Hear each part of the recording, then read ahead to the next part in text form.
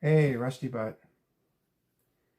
And emulation. What's happening, guys? I say guys, I don't know if you're guys or girls. Guys is just a term I use for multiple people, so sorry about that.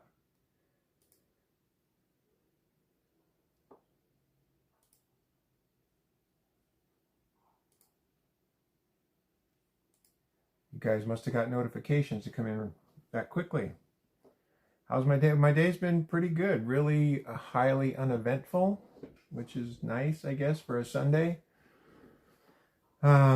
Pretty calm, relaxing. Oh, nice. Okay, Rusty, good.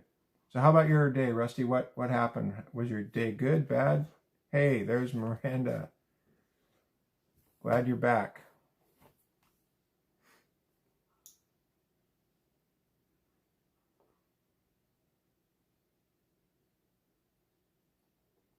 Emulation, are you serious? Or is it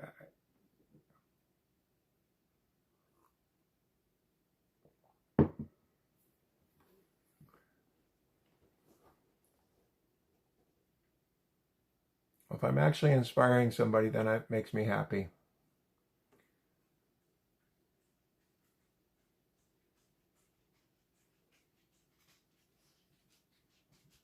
That's always a good thing. If I can help people in some small way, then I think then it's good. Emulation, that's fantastic. I'm really happy about that. Sorry, I got my dog going in and out by my feet there. Well, that makes me really happy, emulation. I couldn't be happier about that. I'm always happy to share any little tidbits that I have, and if that really happened for you, then let's hope that it continues to go well for you. That would be really, really great. I am not a financial advisor, Rusty. Okay, no, but Rusty, people have asked me, and I'm just sharing what, from my age, I guess, sharing whatever I can with anybody that uh, anybody that wants my advice. I'm not a financial advisor. I have no licenses for anything like that. I'm an oyster advisor. Yes, sort of.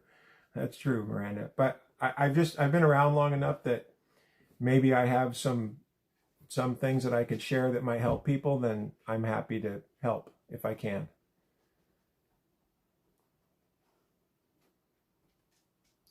Rusty, I don't actually like fried oysters. I have some a small amount of oysters.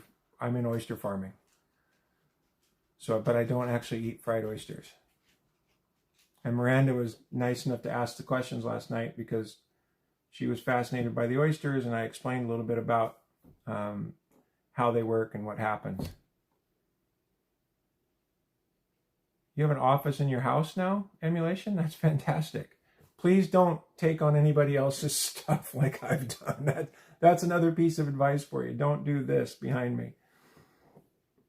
I mean, I shouldn't say that. Maybe that's another lesson. I know that the person will eventually take it away, even if it's not on time. I just couldn't turn him away. So, yeah, I'm glad, Miranda, that you like that.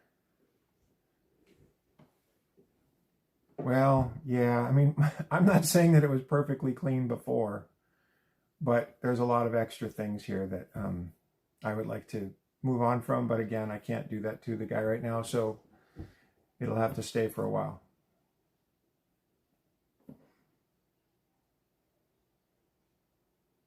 Yeah, you know what? I do too.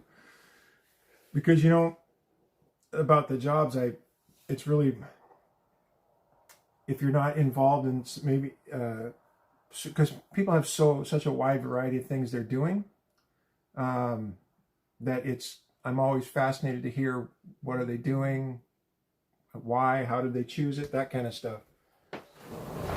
Sorry, I had to open my window there. Yeah, there is a lot of things we don't think of. Wow, Rusty's six. Wait, hang on. You're a caregiver for elderly patients. Oh, that's hard. But I would imagine, do you feel like you feel rewarded by that, Rusty? And 60 hours a week, that's a lot of hours. So hopefully, you're also being compensated for that. That's fantastic. In fact, we were talking about, Miranda was talking about that last night. And volunteering when she goes in. Oh, Miranda, you're not alone in needing to be more efficient. I'm not laughing. I'm laughing just because I think that's, unfortunately, that's a habit for a lot of us. Yeah, time, as much as, I don't want to sound like I have a lot of money, I don't, but money is stuff that we can replace. Time's only going one direction, and time is our most valuable asset as far as I'm concerned, because it's not infinite. Anything else you can figure out in between to make money, have a better life, that can be figured out, but time, yeah, correct, you can't get it back. Sorry, little Ziva, I was talking with my hands, so I missed your thing. Hello, little Ziva, thanks for joining us. There are no refunds on time. That is absolutely correct. That's a very good statement. So wait, Rusty and little Ziva, you guys must know each other? And emulation. I'm really happy about what you told me. That's really, I'm really happy about that for you.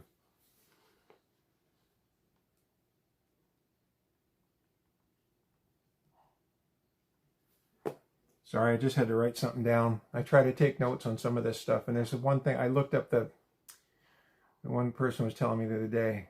I do want to know how you did it, emulation. I hope this isn't leading somewhere as a bad joke, so please tell me it's real. Good for you, Miranda. So we've been talking about, so little Ziva, emulation kind of started it off with, he and his partner, I guess, or sales partner, are making money based on some things that I had said. And so I hope that that's what kind of where we're at right now. We're talking about people's jobs and volunteer time. Miranda volunteers at nursing homes, and Rusty takes care of elderly patients. So emulation. What about my burger video? Which burger video were you watching? The one where I had all the sloppy stuff on it?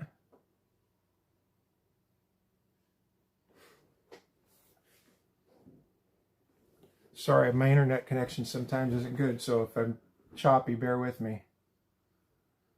Yeah, that's a good point, Miranda. Thank you, Rusty. That's really, it's rewarding work. And like I said last night, I think that our, not because I'm getting older, but because I think our elderly kind of get overlooked a lot, and they shouldn't. There's a lot of knowledge, and knowledge just from living a life, right? That we kind of, the $1.75 burgers. Yeah, that was real too, because there was somebody, so emulation, where I got that from, there was somebody on, I don't remember what platform, saying, oh, we can eat out cheaper with burgers than making them at home. So I went out to the store, I bought good meat, bought all the buns, the cheese, all the condiments, and I made 12 hamburgers for $21. It was a little over $21, but it was $21. I made 12 beautiful 3rd-pound hamburgers. So that's the video that emulation's talking about. And yeah, I'm into budget stuff like that, because I just hate wasting money. Drives me nuts. Hate throwing out food. I don't like paying more for stuff that I don't have to. Yeah, sorry. Oh, farm work, cool. So when you say you do farm work, does your family have a farm, or do you work on someone's farm? And I got to get back to emulation, because I want to hear about, so what about that video, emulation? Okay, here it is.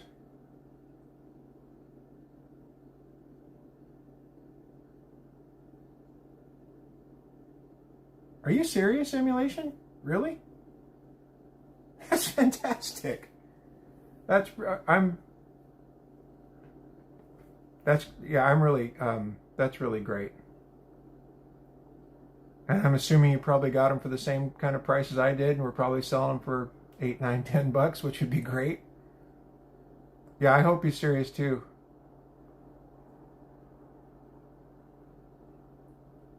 That's cool that your family has a farm.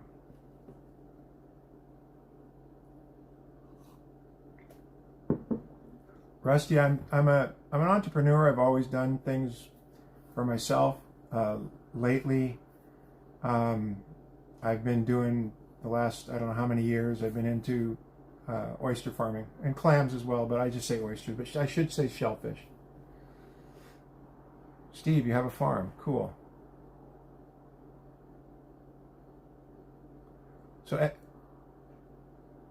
and sorry, Ziva, I want to get back to your farm too, because now we've got Steve Bano in here who also has a farm, so that's pretty cool. So we have two farmers. Hello, Busy. Ah, Dingleberry. Okay.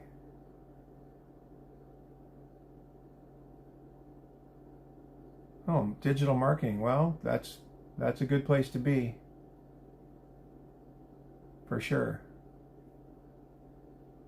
So emulation, you were making the burgers for the same price that I talked about in my video?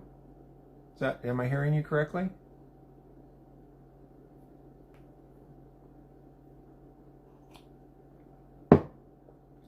Thank you for whoever's throwing up the hearts. I appreciate that. Lil Ziva, I love having my own garden, and I did not have it this year, so I was disappointed. Nice. And so what were you selling them for, emulation? What was your margin on that? Thank you for the hearts, everyone. Yeah, I've been getting, what did I get the other day? I didn't write them down, but yesterday and the day before I had some really, a couple of people I didn't even recognize. Somebody from a game. I didn't even recognize the names. I got to write them down like you said. Because I got the usuals, the Richard Gere, the Doc Brown. But yeah. Oh, I got George Washington. I got that 2 or 3 times. Because of my hair, I guess it looks pulled back like all the pictures of George Washington, so. Yeah, me too, Busy. I think it's just the hair. I don't think I look like him. But if people think I do, that's fine. I don't care.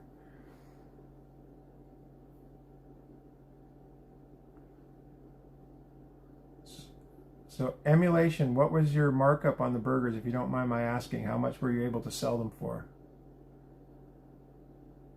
And Ziva too, I want to ask you, what do you have in your garden? What kind of stuff do you grow yourself?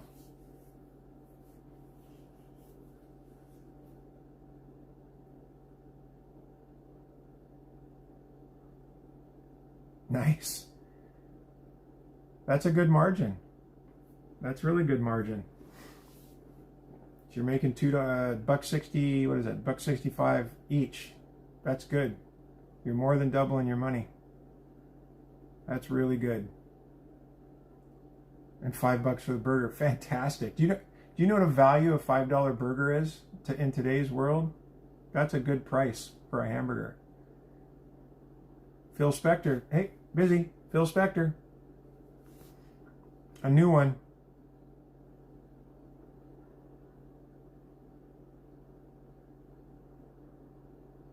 Yeah, emulation, I'm really happy about that. I guess now I got to go do the same thing. Start selling my burgers. Jimmy Buffett? All right. I do like Jimmy Buffett's music. Sadly, he's no longer with us. But man, he had some good songs. Cucumbers, grapes.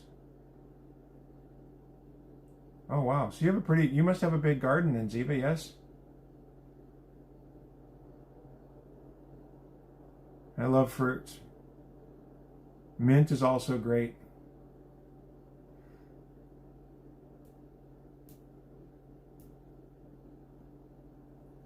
Emulation, that is a fantastic problem to have. If you can sell out of something, that means you're doing something right. just remember me someday when you're on TV on CNBC talking about how you started your burger, ice cream business, whatever it happens to be. Just remember me. That's all. And say hello. Yeah, Ziva, I wish I would have had one. I don't usually do big ones, but this year I didn't do them at all. It was just too many things going on. I didn't do it, but it's too bad.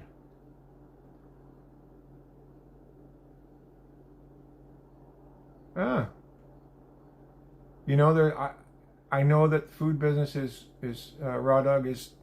I don't know how to do the packaging, but I know that there's white labelers out there. White labels meaning you give them your recipe and they'll make it for you and bottle it and do the whole thing. I don't know what that costs, but they do that. So if you had any inkling to do that, you could put the marinade together so you had the exact recipe and take it to one of those packers. I guess they call them co-packers. I say white labelers, but I think technically they're co-packers.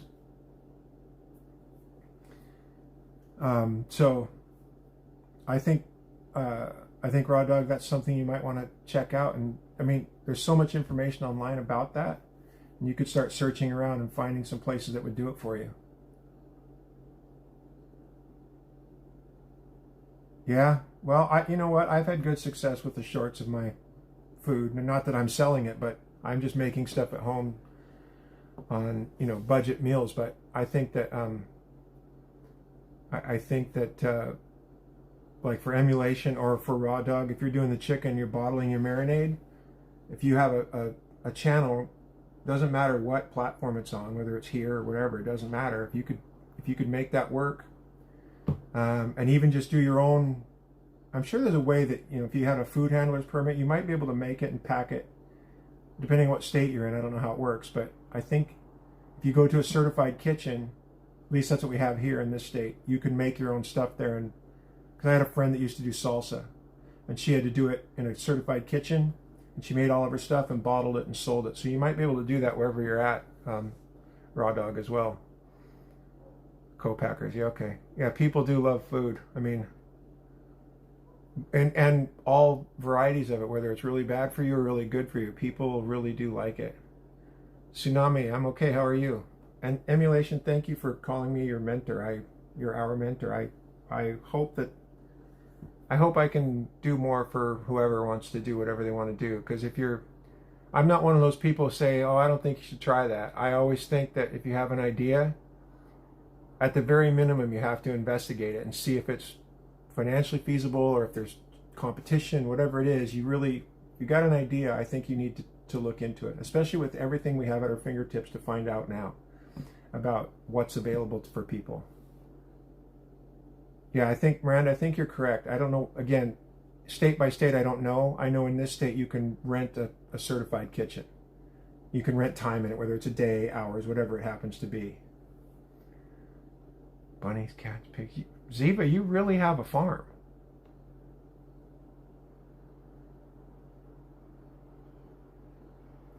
And the little piglets are always so cute. That's funny.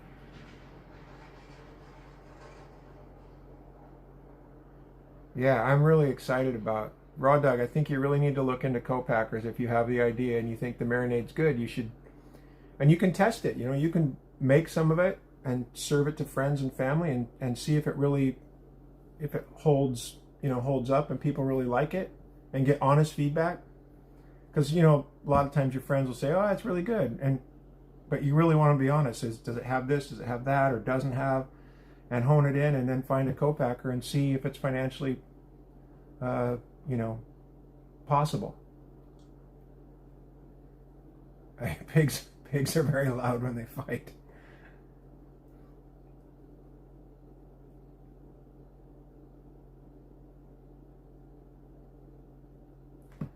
Well, Emulation, I appreciate that. Yeah, my channel isn't very big, so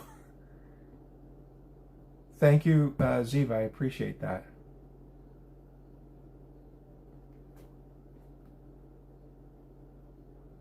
Yep, and then sell it to group members. Oh, that's a good idea, Miranda. I didn't think of that. Absolutely. So, Emulation, did you see what Miranda just said? And again, Ziva, I'm always happy when people subscribe. But I don't want to say I'm humbled by that, but I'm happy that people will take to it. Yeah, Miranda, I think you're right about that. That's another good way to do that, and sell it to members, grow an audience and sell it to the members. So Emulation Raw Dog, if you're watching that, I think Miranda's right about that. That's an avenue to take.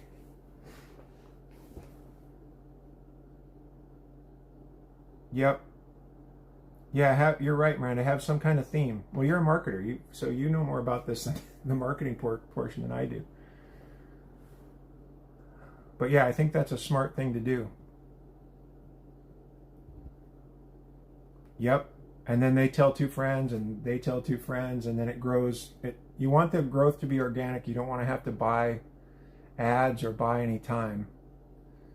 You want to be able to get people to truly like it, because if they do that, then you've got a real audience and a real customer base. Fear tactics. Well, in the nonprofit world, it's a little different than selling whatever.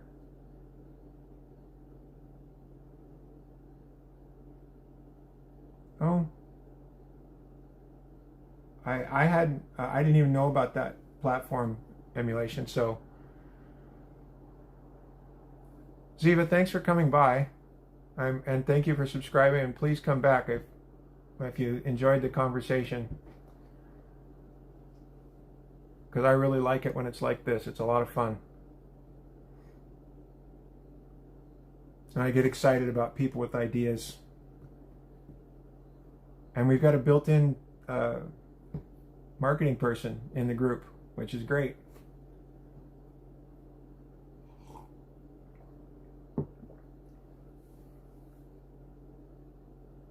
Yeah, I guess the forums would be good because you're hearing probably more real feedback. And I've seen some bad things with all the AI, not just ChatGPT, where you ask certain questions and then you get weird answers, and it's like, eh.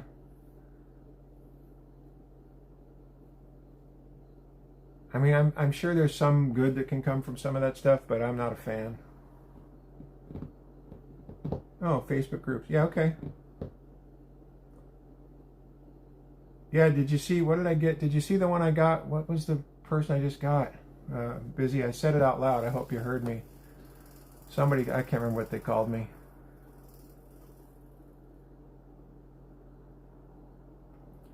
You know what, Raw Dog? Don't let anybody tell you your idea is dumb. I have a relative who started doing Instagram, and a lot of his friends, everybody said, oh, it's kind of cringy. And he had maybe 1,000 followers, and those are all intertwined through his sports and whatever else he did. And but he forged on. And this is back in January. He started doing it really to promote himself, and now he's getting brand deals. So not huge, but he's getting brand deals, and it's growing. So don't let anybody tell you your ideas are dumb. At least, I don't care what anybody says, at least research them and find out. Is there something already out there? You know what I mean? What's my competition? Go research it. Even if they tell you it's dumb, maybe don't even tell people. Just don't tell them. They don't need to know, and they don't. It's not their job to ridicule you. Because really, your friend, they'd be behind you going, dude, try it. Sorry, I was checking on my dog.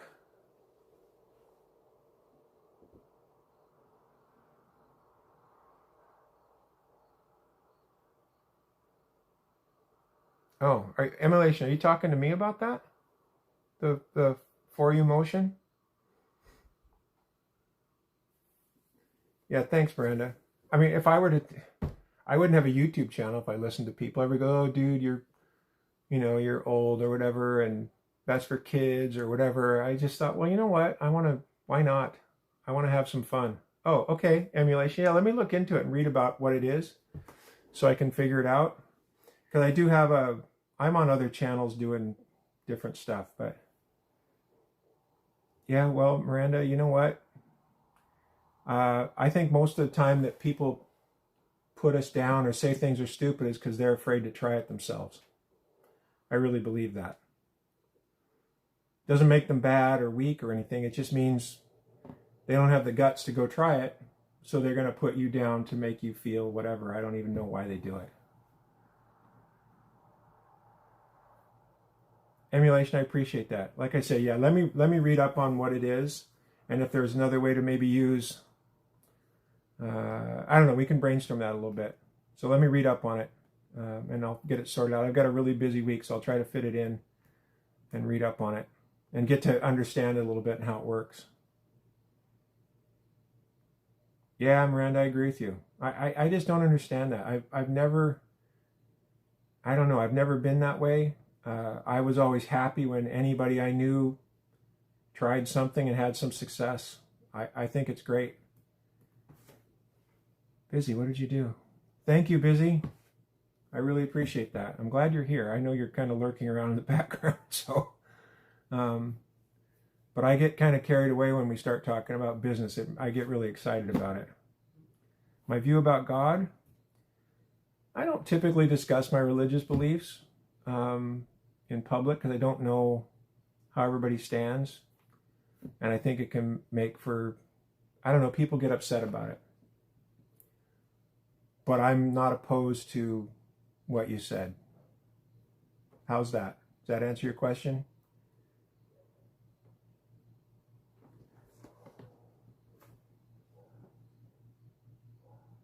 Yeah, I just, yeah, and I don't have any problem with somebody being whatever religion they want to be.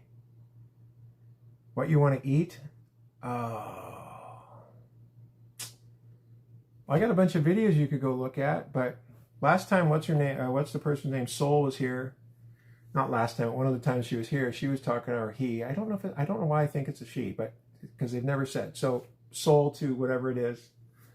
We were talking about Philly cheesesteaks. So if you got someplace that can make you a Philly cheesesteak, if you like that, that would be really good right now.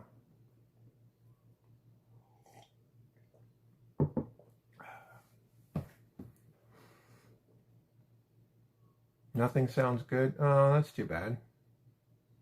Well, Emulation makes hamburgers. If you guys were in the same town, you could go get one of his burgers. I mean, I'm saying that half jokingly, but I would also be serious. If you're actually in the town, it would be great.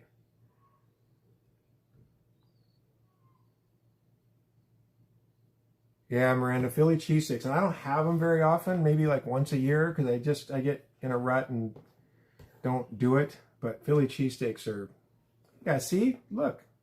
Cheesesteak. Busy if you're close to, who makes, I don't know where you're close to, but, and there must be a sandwich shop somewhere close to you. Oh, perfect. You have frozen smash burgers. That's good too. Okay, so Busy, you know what I did this last week? I got chocolate dipped bacon. Oh my God, that would be good.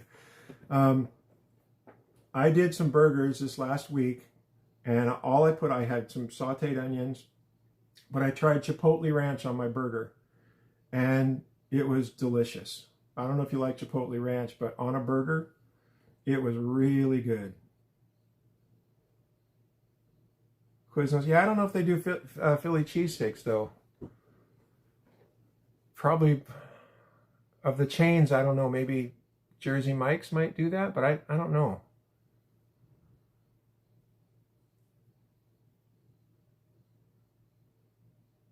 Frozen Walmart smash burgers.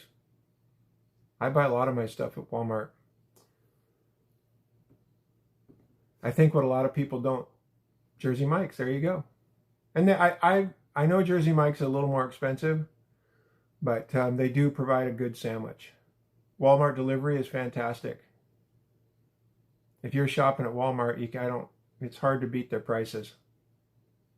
I mean, I know there's in some parts of the country they have an Aldi's, places like that, but for nationwide, wherever you kind of get to it. And that's some of my cheap meals that I make. I buy the stuff at Walmart. You know, if I'm out, Miranda, I will go to Walmart, because then I always remember to buy things when I'm walking through the store. But if I have a specific list of 8 or 10 things to get over the limit, then it's easier to order it. Because now, with the way they do it, you can order it at 9 or 10 o'clock and have it by 1, right to your doorstep.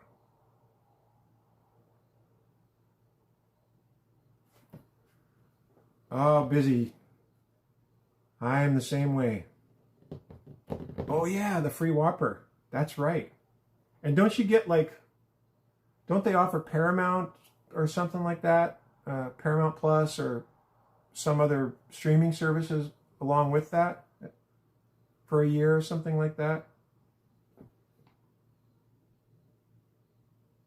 Oh, I didn't know that about the 1 hour delivery. Cause I pool it with a family member, so whenever we need to order, we just um, oh, 10 minutes. Yeah, I'm about 25 minutes from my closest Walmart. So I always, when I do go, I try to make it on a trip. So I encompass it so I'm near it. Emulation, where did you go? Are you still here? Hopefully. We got sidetracked with Walmart. But yeah, no, and well, it's funny because someone was talking to me about a couple of things that I bought at Walmart. And they said to me, oh, you bought the Great Value brand. And I said, you do realize that Walmart doesn't have any factories, right? That's what I told these people. And I'm not promoting Walmart in any way, shape, or form. Some of the stuff that I buy there is actually made by the major brands as a co-packer. And then Walmart just labels it Great Value, and it's the identical product. Okay, good, Emulation. I just didn't want you to leave because I got sidetracked from your burgers, which I'm really excited about, by the way. I am not Einstein. Wish I was that smart, but no. Einstein. See? Busy, you just hang around to see what names people are going to call me. Yeah, that is a true co-packer. You're correct, Emulation. And Walmart has tons of it done for them. I found out about a product that was there, and they don't disclose that. They don't tell you what products are made, and it's pretty kind of secretive. But there was a product I was buying at my local grocery store that was $10.99. And when I went to Walmart not long after that, this was a couple years ago, so I don't know what the price that product is today, but at the time, the same product at Walmart was $6.99. And I found out because I knew a couple people, and they said, well, that product's made by the people that are charging $10.99 at your grocery store. The same product, just a different package. Identical. Busy, I know.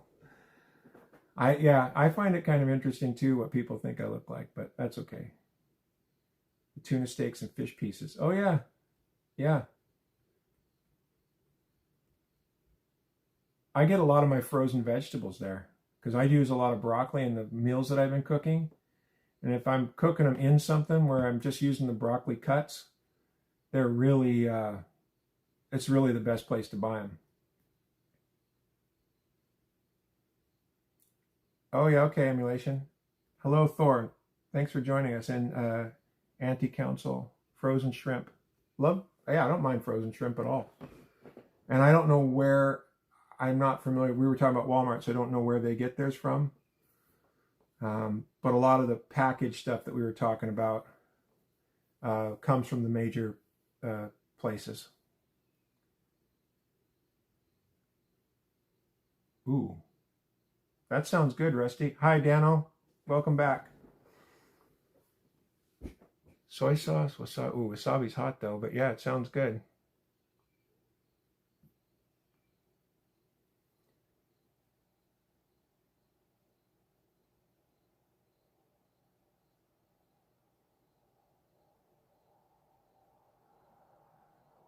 Busy's just here to laugh at what people call me, Dano. That's all. Who they think I look like.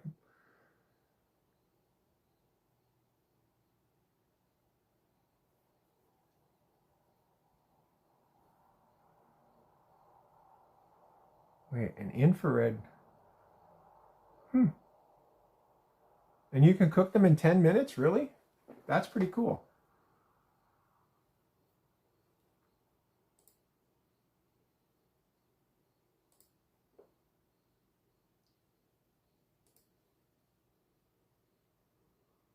Ooh. Uh, I hope you mean that, but thank you. Phil Collins?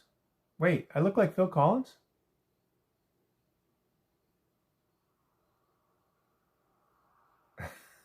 Okay. That is for sure the first time. Oh, okay. That would be the first time ever. Oh, Jones. Okay, got it.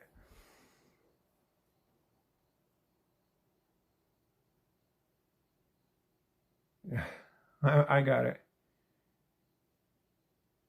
Thank you. I don't want to say dare. I don't know how you pronounce dare, so I'm just saying anti-council. But yeah, thank you.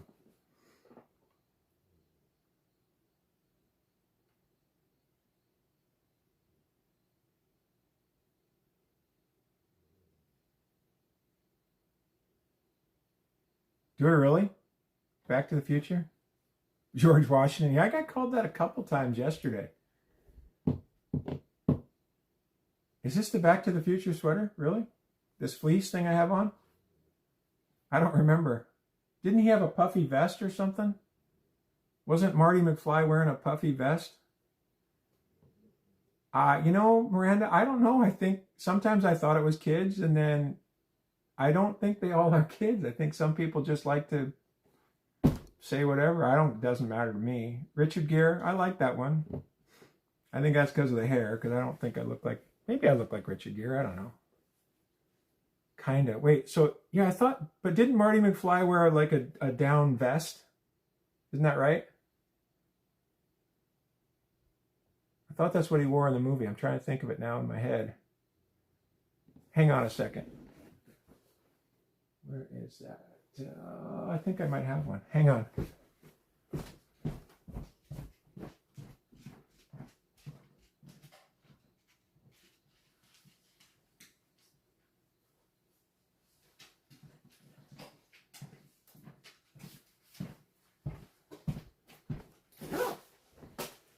Emulation, is this it?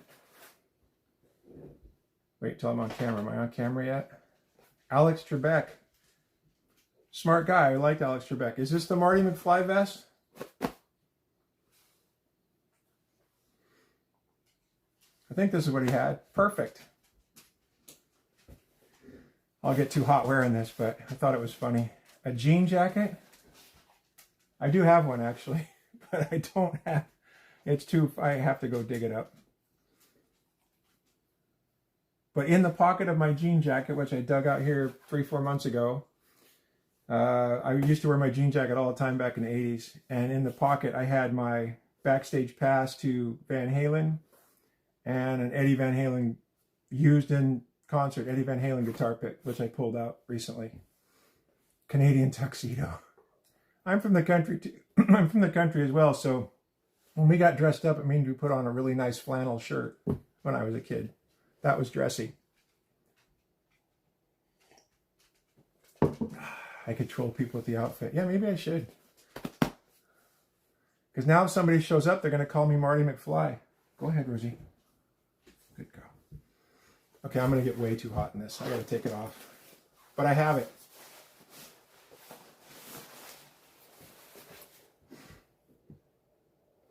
Yeah.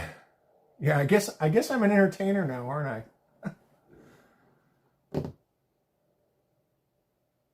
Uh-oh. Busy's got one. What are we going to say? Bob Barker. Oh.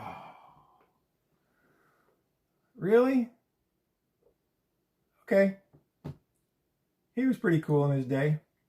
Yeah, Marty McFly. Yeah, I'll go with that emulation. In fact, next time I come on, I'm going to wear that vest, just that. And a light t-shirt, because it's a little too warm. Yeah, but Bob Barker was pretty cool. He had that really tiny, skinny microphone that he used to talk on way back in the day. And wait, Peter North. Peter North. Who's Peter North? Yeah, that would be fun, huh, Miranda? Peter North. I got to look him up. Sorry.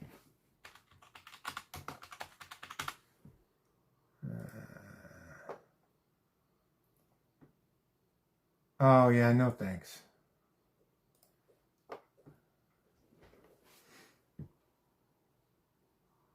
Yeah, Rusty, I looked it up. I got it.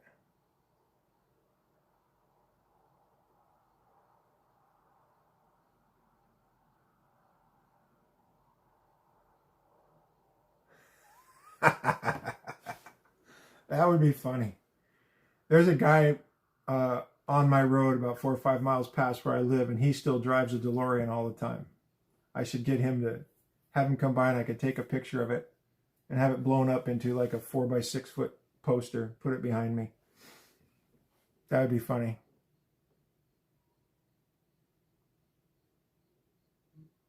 Yeah, that would be good. I could use that as my cover photo. Oh yeah, I'd be in it for sure. I shouldn't say I know the guy. I know who he is, but I don't know him. So I have to find out if I can get a picture in front of it. And if not, I'll find one here in the next couple weeks.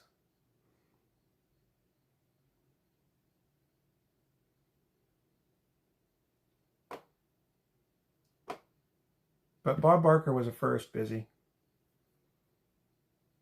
Even if it's only slightly, it was still a first for me.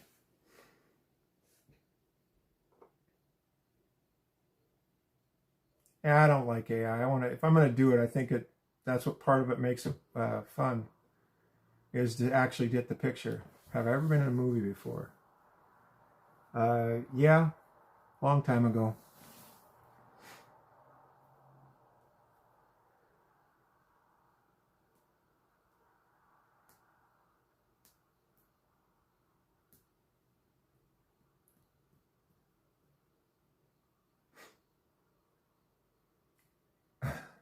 Thanks, Emulation. I appreciate that. And I did do some of that a long time ago, yes. Oh, yeah, good question, Miranda. We forgot to ask that. Do you have a name for your business, Emulation?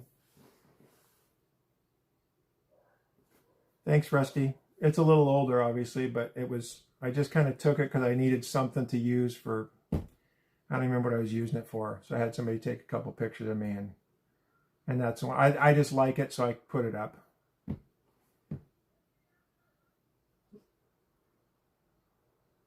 It is still me, yes. No name. Okay, cool. You don't have to have a name.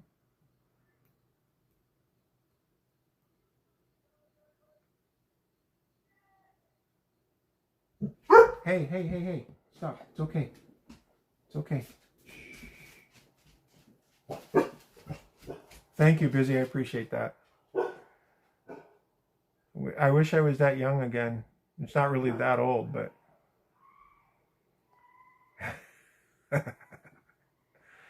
yeah, you could call it the Russell burger, and you could do my sloppy, messy burger, which a lot of purists don't like, but I've had more people like it than dislike it. So, and that isn't the only burger I like, but I just like hamburgers, so I'm pretty easy to please when it comes to that.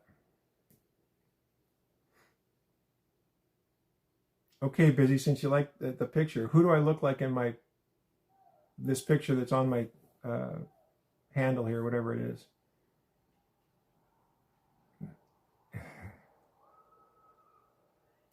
Russell Burgers is good. Don't steal my name. What if I want to have it? I'm not a fan of really thick burgers either, Miranda. I do like it medium. I don't like it when there's any red left in it, but Sam Altman? Okay. Yeah, maybe, I guess.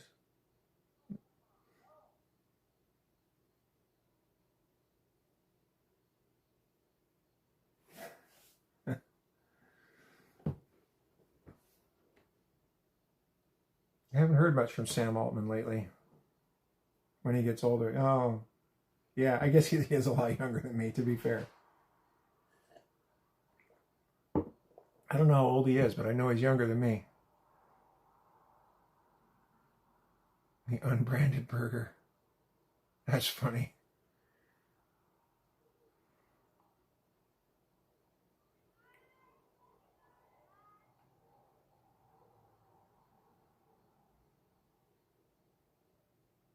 A young heart.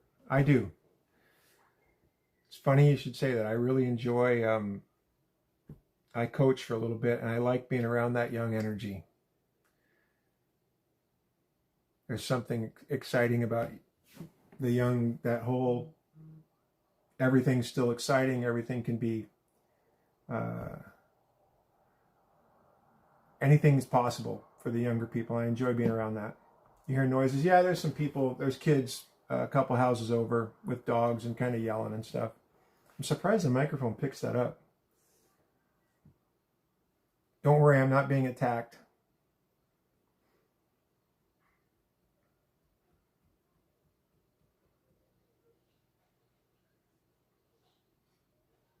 Oh, profile picture. Thanks. I couldn't think of that to save my life.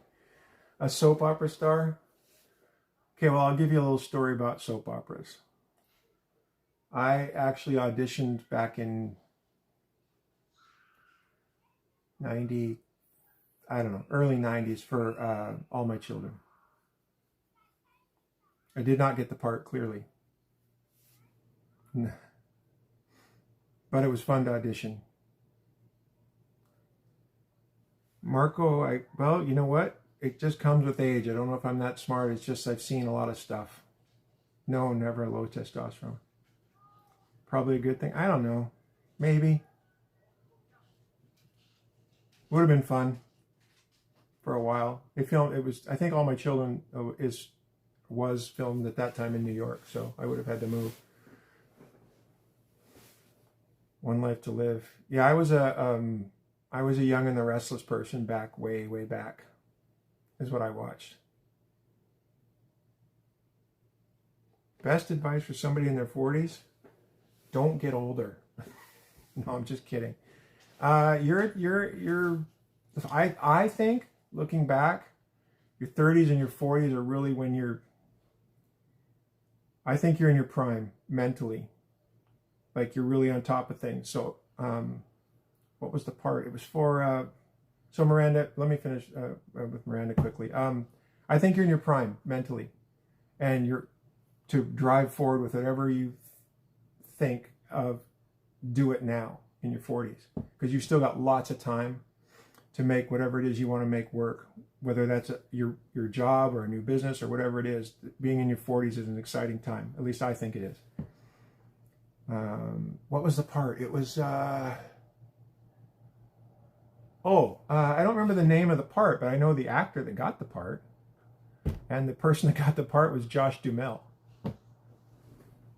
when he first came on the show.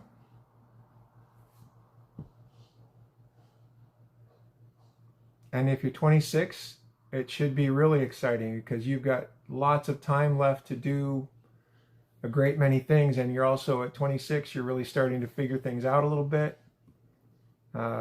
This is from my experience. That's an exciting time because you're at that youth where you're going, anything's possible, but try something and research it and try things. You're young, try it now.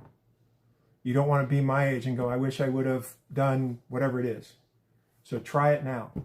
I think, and even in your 40s, like Miranda's asking, try it now. You still have lots of time.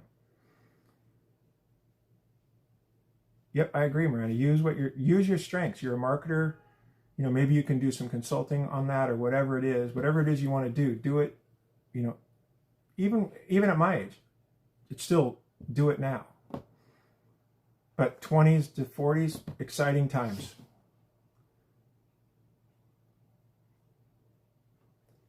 Oh, sorry about that, Busy. I don't have to contend with that, but I get that. Yeah, and keep your brain active.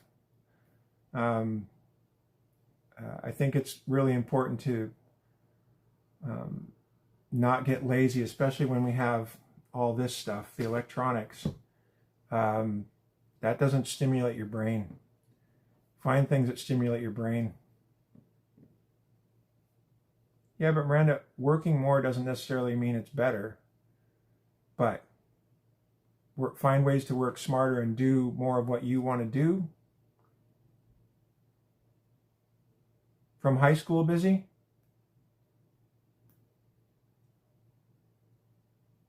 Management tips? I think you have to be supportive. So if you mean as a manager, you have to be supportive. Okay, 2 years. Yeah, that's an exciting time. You're going to have lots of extra time, especially if he's going to college. But yeah, find something that you want to do in that free time that you will have. Find something else that you want to do. So yeah, don't waste time, focus, but also really, I don't want to say I don't want to use the term cheerleader because people might, but be a cheerleader for them, for your employees. Make them want to do stuff. I don't mean pressure them, but be supportive. I'm like, okay, you got an idea, hear it. Yeah, well, Busy, you're not you're not alone in that. Unfortunately, and again, this stuff here kills our time management. But Miranda, I would say, yeah, be more of a, I don't know, make people want to emulate you, or be more, get people to inspire people to do stuff, and people will then do things. And they can. I think most people can do more than they think they can, and that comes from my athletic background. I really believe that sometimes you think, oh, that's as hard as I can go. That's as far as I can go. And sometimes you say, well, what happens if I just try a little harder for a little bit longer? And I believe that people can do far more than they believe. Because we've been programmed to not do that kind of stuff. And that's why I say, try anything. You know, do it on a small scale, and if it succeeds, then not just in business, but in life. I mean, I would tell you to, and cut out the extra stuff. Yeah, I agree, Rusty. That's good. Get rid of the wasted time, because again, we carry it around in our pocket every day, and that is an absolute time killer. Put it down. But I would say to anybody is, I always think I strike up conversations everywhere I go. And I love to talk to strangers. I learn a ton from them, and it's fun for me to hear, like even here, I'm enjoying, although I'm starting to know people. When I first started doing this, everyone was a stranger. But I enjoy this process. Because I'm, as much as like emulation said, oh, I inspired him, I'm getting something from him. I'm getting something from everybody that's here, good, bad, or indifferent. I'm learning from all this. So, but yeah, talk to strangers. I think it's a fantastic thing to do. Because it just leads you, hello, Gustavo. I think it leads you to new information. That's my take. So for management, talk to people, communicate, not through electronics, face to face, because you can read people, and they're going to give you way more than they ever will on a computer. The more face-to-face interaction you can have as a manager or as an employee too, the better. Absolutely, Rusty, I agree. Yeah, no, I do that all the time, Rand. I think it's just, I strike up I have family members that go, why do you do that? I'm like, I don't know. It's just my nature to talk to people. And the funny thing is, I'm not really, except for in situations like this, I'm not really talkative. So I had to force myself at a young age to kind of talk to people, and it's taken me to a lot of different places just from talking. I think you're right, Busy. I think there's something to learn from everybody. And sometimes what you learn isn't necessarily, it doesn't have to be inspirational. It could also, you could be learning from, well, I don't necessarily want to be like that person. I don't like how they are, or something. You're learning something. You just have to kind of drink it in. Miranda, I've never taken an Uber in my life. But you're right to ask them about their lives. And people want to be heard. It's everybody has something they want to talk about, and if you engage with them, you'd be surprised how much they'll tell you. And I don't mean in a bad way. Like, they want to talk about themselves, because most people don't ever get asked about, from strangers, they don't get asked about their life. People don't care. But I think it's a great thing to do, is talk to your Uber drivers. Okay, so Miranda, along that line, I will give you a story. I was in LA. This is back in the late 80s, back when you couldn't change your plane tickets. I mean, you could, but it costs a lot of money. So I was trying to beat a snowstorm home to Seattle. I got there at 6 in the morning. I said, listen, I need to get out. I'm trying to beat the snowstorm home. And the lady behind the counter said, sir, I can't do that. It's going to cost you a whole bunch of money. And I said, listen, I really have to get home. My parents are going to be picking me up. I don't want them driving, us driving in the snow. And I looked at, and she had these nails, which at the time were, I had really never seen them. These super long nails, but like artwork on her fingernails. And I said, oh, and I wasn't doing it to get a flight home. I just noticed them. I said, oh, those are really cool, your nails. Do you do them yourself or you have them done? She said, no, I have them done. I said, oh, I think they're fantastic. And I did. I thought they were really cool. And she says to me, she goes, oh, my husband never notices. I'm like, well, then that's his loss, isn't it? That he hasn't noticed that you're doing something, whether it's for yourself or for him or whatever, you're doing something that you like. He didn't care. And so I'm standing, she goes, oh, great, that's great. And she goes, hang on a second. And she goes, oh, you know what? I think I can get you on this next flight.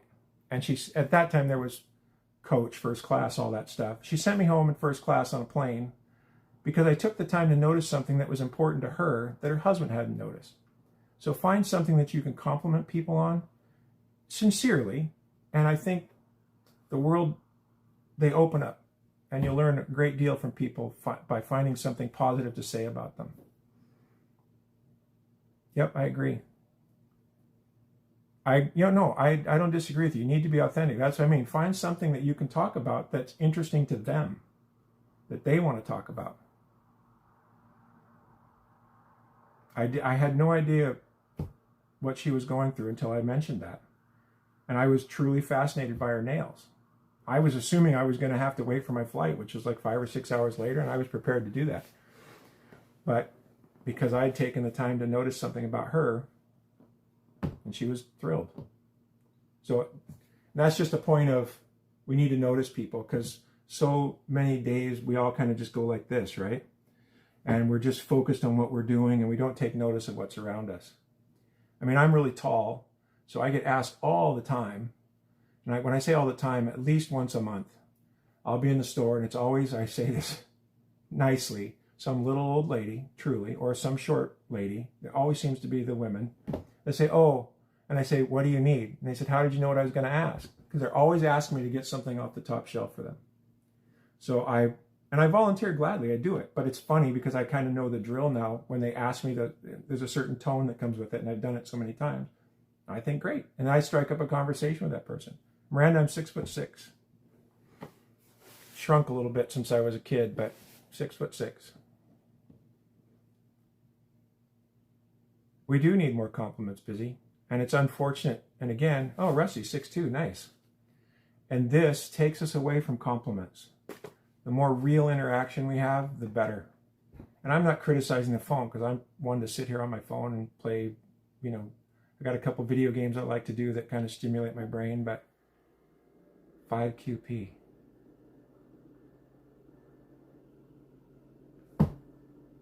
What's QP, Busy? Forgive my ignorance.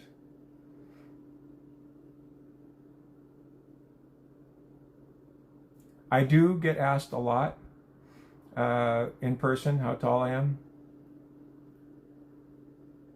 They did, Rusty, yes. Oh, okay, typo. I don't know. I thought maybe QP meant something that I didn't know.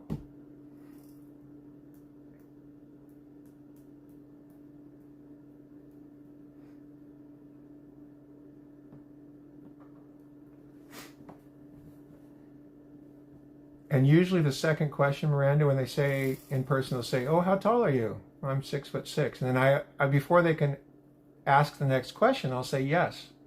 Because I know the next question is going to be, did you play basketball? Almost always. How'd you know? I said, well, it's happened to me a few times.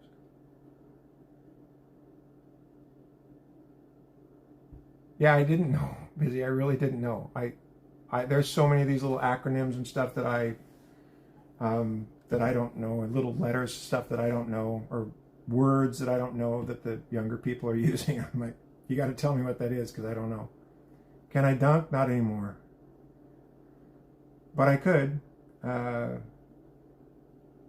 Yeah.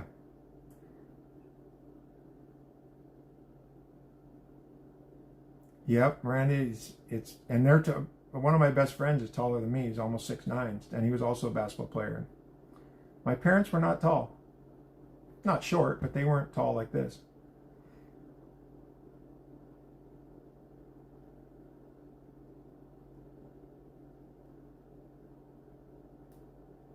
But yeah, I could dunk back in the day, and that was the one thing as I got older when I was playing basketball that I missed being able to do it kind of at will. But I could always shoot, so that was still fun. It is weird to look up at your friend, because I'm used to being the tallest one in the room, usually, and then he's standing next to me, and I'm thinking, oh, he's taller than me. But it's funny, because you don't realize when you're just talking to someone who might be anywhere from like 5'3" to 6 foot tall, you don't realize that they're that much shorter than you when you're having a conversation, because you're just talking. But then when you see yourself in pictures and you realize, oh, I'm taller than everybody in the picture by a bunch, then you realize how tall you are.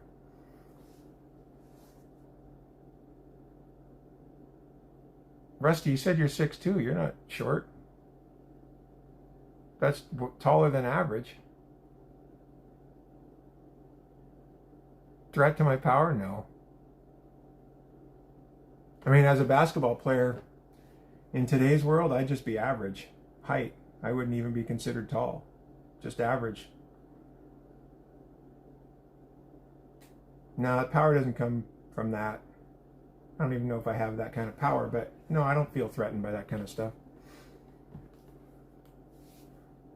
And you shouldn't be insecure about your height, Rusty, at all. I don't care if you were 5'2", it wouldn't matter. That's somebody else's problem to worry about, not yours.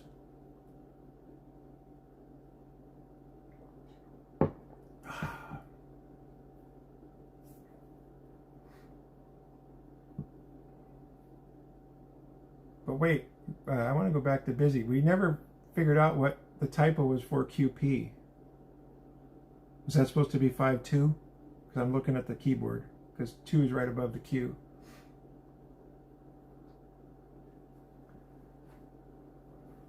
Not that it matters, but 10? Oh, maybe. I didn't think of that either. Yeah, it might have been 5'10". Yeah, because the Q and the P. Yeah, good point. I'm looking at my keyboard, but on the mobile, you're right. It's different.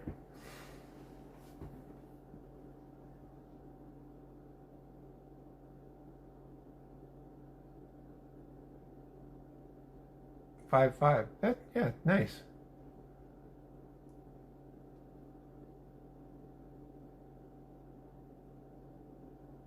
Michael, are you serious about that? Or is it leading to a joke? I mean, I have to ask because I never know. But 5'5" is a nice height, Miranda.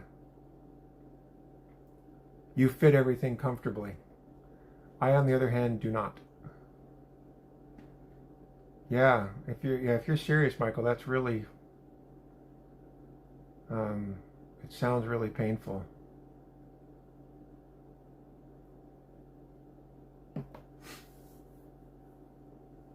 How many average in high school? I don't know, 10, 11, something like that. I don't really remember that. Rebounding was not my strong suit, even though I was tall. I was more of a shooter, scorer.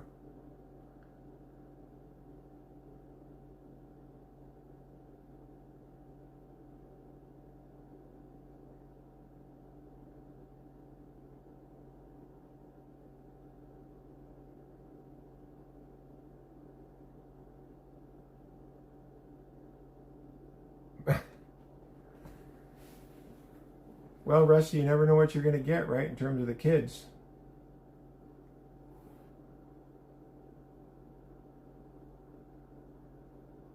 So wait, Miranda, you're saying on the dating apps, so if I were on a dating app, which I won't be, but if I were on a dating app, I would have to disclose my height? Is that required now? Selective breeding. Well,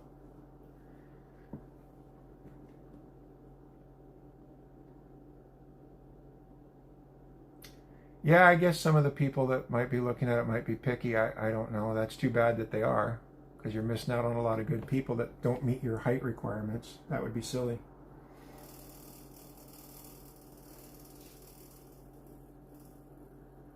Oh,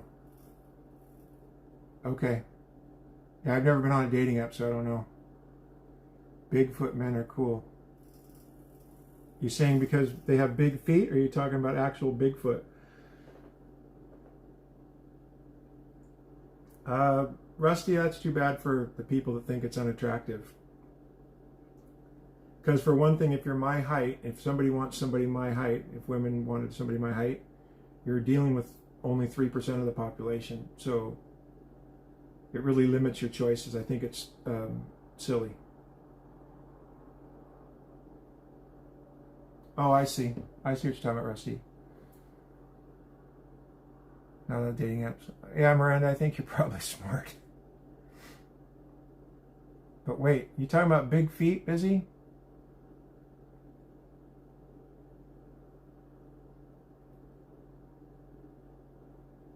Or was that a typo like QP?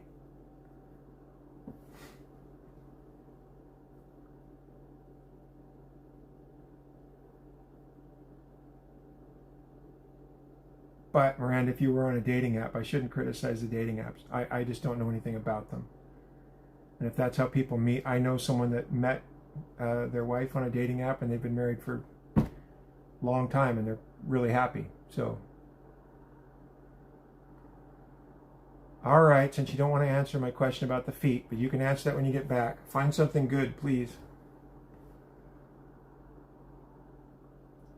Yeah, Rusty, I don't know if everybody on there, I think the dating apps get a bad reputation. I think there's some people on there that are sincere. You just, you might have to weed them out, I guess.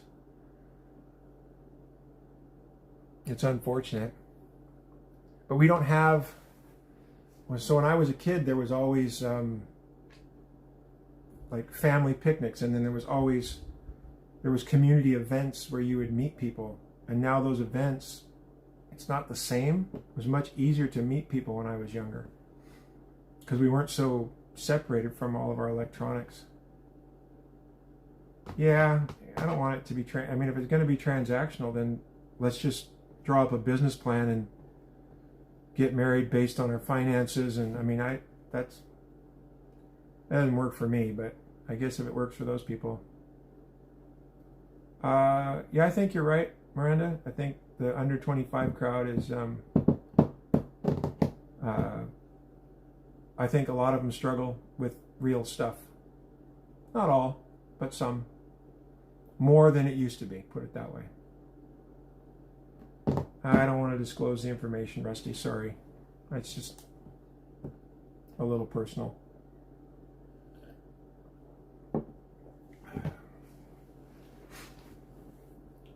It wasn't on the dating app, put it that way.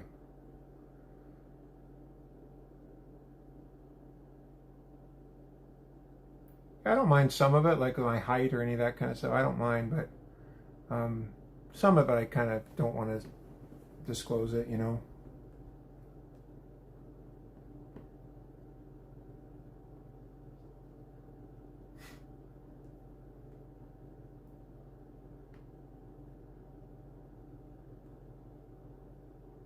Put numbers on the bathroom stall. Yeah, it's okay, Rusty. Of our enemies? What?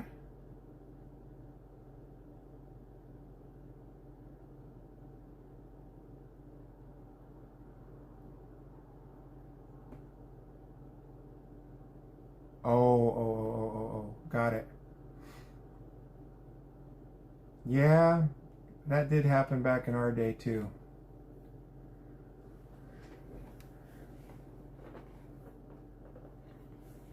I think my generation's lucky there were no cell phones around to take pictures of everybody. Which was in a Toby Keith song.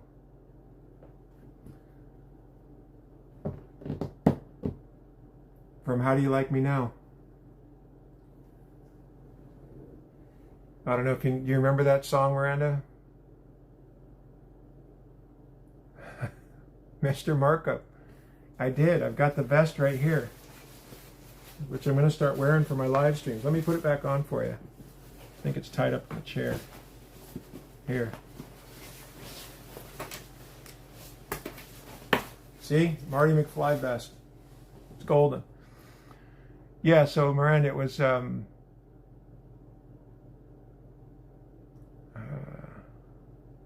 Yeah, I'm retired. Yeah, it was part of the, I think it was the opening verse where it says, so under her number I wrote call for a good time. And then it goes into the, I only wanted to get your attention. Does that ring a bell? Probably didn't sing it as well as he did, but.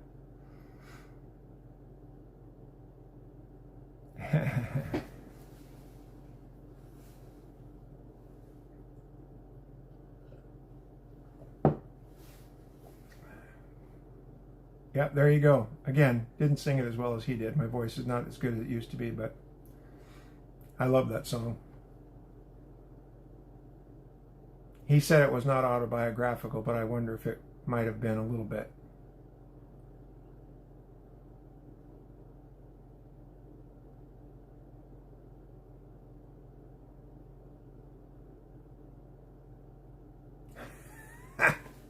That's funny. Yeah, payphones were great fun. I miss those days. I mean, at the malls, they used to have banks of them where they would be set up in 4, 5, 6 of them all in a row in different places throughout the mall.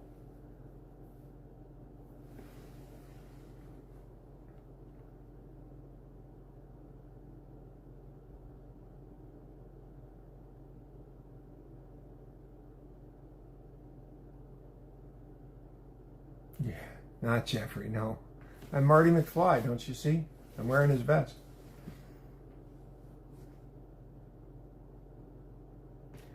Yeah, Miranda, it's also just the rules have changed.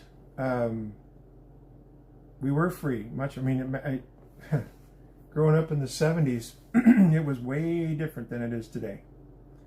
And yeah, I got to get a picture with the DeLorean, which Miranda suggested, so I'm going to do that hopefully soon. Polar, I like the original. It was such a cool idea. But the other ones were really good. Yeah, we were fine. But I mean, we grew up doing stuff that, crazy stuff. And now everybody is so, we're trying to protect, especially the kids. I mean, I'm not advocating for them getting hurt, but we protect them to the point of, we put them in a bubble, and that's not good either. So we don't give them any experiences of learning by getting hurt sometimes. I don't mean badly get hurt, but I sprained my ankle or I fell off my bike doing something stupid. You learn, oh, I better not do that again. Hello, Bella. Yeah, sort of, but I mean, not all of them, but I think there's a little bit of change now. There's been a little pushback on some of this stuff. Yeah, I agree with you.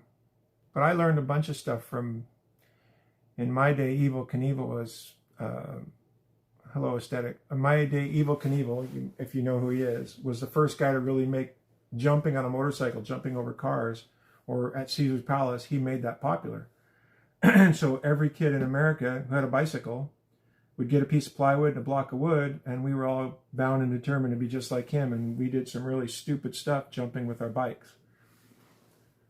And see how far we could get off the ramp and how high we could get, and lots of injuries and scraped knees and no helmets. And we all survived. And I'm not suggesting that we should go without helmets. I think that's good. But we learned through trial and error that, yeah, that was a good idea. And the other one, not so much. Men, do they just say names of men with gray hair? Yeah, I think so. Nobody ever said any 20-year-old looking, 20-year-old or 25-year-old good-looking guys. So yeah, I guess it's the gray hair.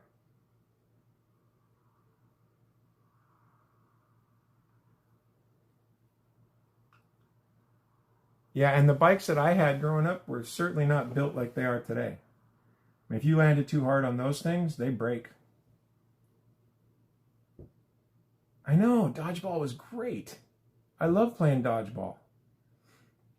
We used to use those, at least when I played, we had the kind of big red bouncy balls that we used for everything, and that's what we used to play that. And I thought it was a great sport, but somebody got it taken away, unfortunately. And Red Rover, same thing. Oh yeah, dodgeball, basketball is no good. There was always, when I was in middle school, there was always one volleyball around. So if you could really throw, that's the ball you wanted to get because you could throw it harder. But I don't know. We never had anybody really get injured doing that. I mean, a few kids got hit in the head, but they survived. And I don't know. That's the kind of stuff that I think we need to bring it back and let the kids. There's some kids though now that they'd be panicked at the sight of it. They wouldn't even do it. Yeah, the big red bouncy balls, they were great. I mean, they came in other colors, just the ones I say red, they were kind of a maroonish, not really red, but reddish color.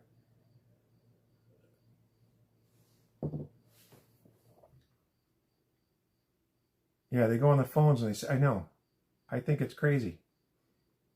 And I personally think I think all the kids should be in physical education.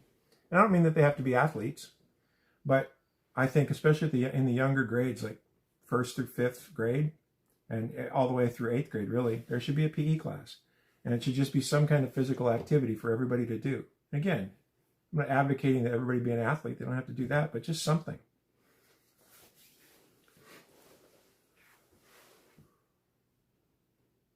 Because I think it takes the edge off the kids and helps them relax to go back into class.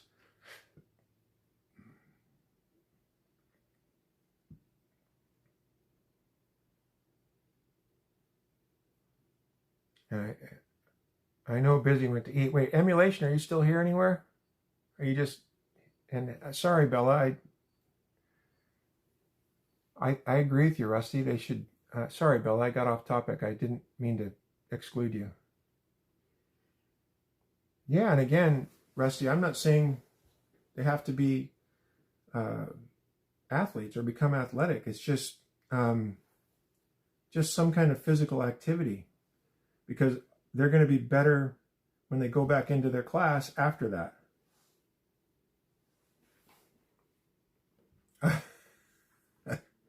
Well, so when I was in school, I guess it was my sophomore year, they instituted a thing that we didn't have to take PE if we were in a sport. That was the exclusion from PE, but we had to take PE classes in high school. And unless you were in some kind of sport, then you were exempt from PE. Because clearly you're getting exercise through all the practices and games and all that. But I think PE is massively important for kids. Yeah, I think it should be every year. Coin Club, yeah, no.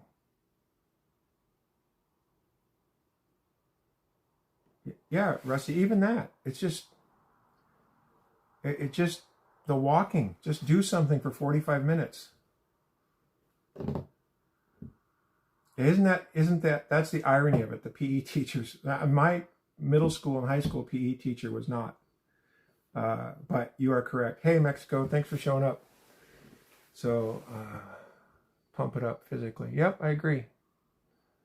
But yeah, the PE is, they got to bring it back for everyone. It's just really important. Because even now at my age, when I'm physically active, I feel better. I get tired more easily, obviously, because I'm older. But yeah, no, and that's, Miranda, that's true a lot of times. But like I was saying, even at my age, when I'm active, I feel better when I'm doing stuff rather than just sitting around. It just really helps.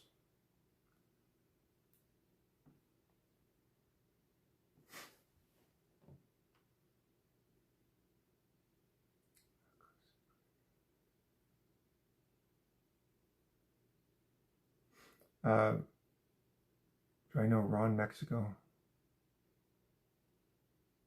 Oh, Mexico. Yeah, sorry. Thanks for coming by. I'm glad you're here, but anyway, come back when you can.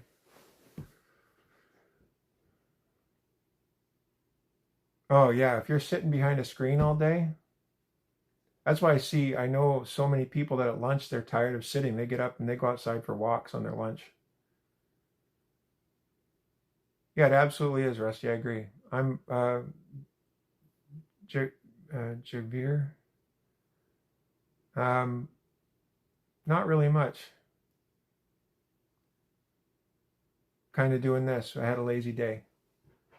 Or if you can, get in a wooded area, like some kind of park or if you have access to that, get out in the woods and go for a walk. I mean, I don't suggest doing it alone. Go with some people or a person or a friend or whatever, but just being in the forest, that's also a great, it's not just outside. There's something about being in the forest that I think really helps people. Busy, you leave for like 5 minutes and the whole world changed. More importantly, what did you get to eat?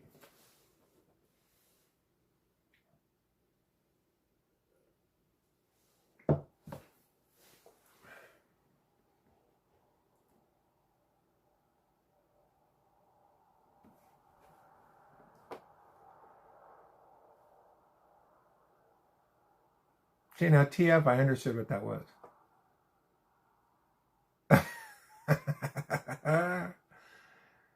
No, I'm Marty. I'm not Doc. This is Marty as an old person. See, I've got the vest on. This is the Marty McFly vest. I'm just gotten old. Oh, you got to get something. Okay, Busy, I'll give you something that I do that a lot of people don't necessarily care for, but thank you for all the stuff flying up there, the smiley faces. I take, what do you call them? Tortillas, store-bought, like this little 7-inch tortillas, the soft, ones. And I make peanut butter and jelly on those. And I think it's really good. It's an easy snack. And you can keep the tortillas in the fridge and just, I pull them out and have peanut butter and jelly on a tortilla.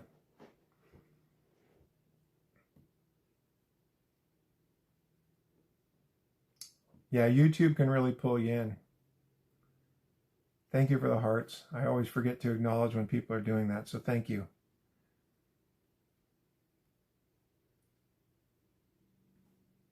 And then, what's the other guy's name? A guy named Geese who comes here once in a while. He was telling me about it. It's obviously you have to cook this, but he said he takes white bread, cuts a hole in the center, and then puts butter in the pan, drops an egg in that hole. Don't scramble or anything, just drop the egg right in there and let it cook in the butter and then turn it over and cook it. And then he just eats it. He calls it eggs in a basket. It's just an egg cooked in butter inside a piece of white bread. I haven't tried it yet, and thank you for all the stuff flying up. I appreciate all the hearts and everything. I don't know who's doing it, but thank you. No, it's not Doc. Cloud. See, I'm Marty. I've gotten old. It's the old Marty. I really got to find a DeLorean and get a picture.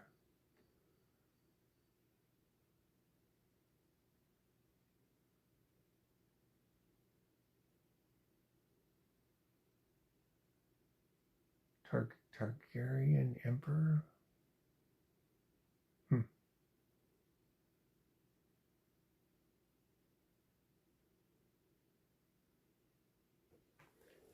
Yeah, you're right, Busy. YouTube will really pull you in, and before you know it, you've killed a couple hours of time. It really can go by quick.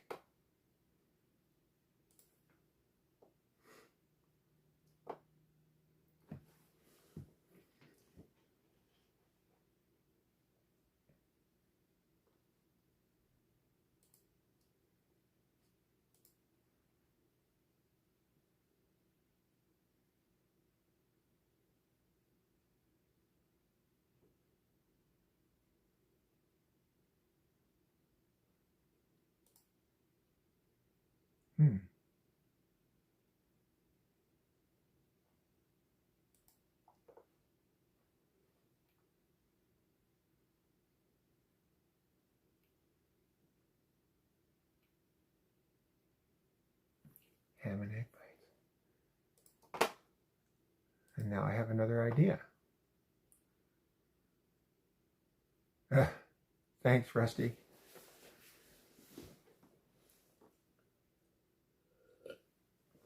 Oh, I really need to bring more water when I'm doing this. I only had 1 cup with me. And I gotta break out my jean jacket. I'm gonna have to find that. I'm sure it's around here somewhere.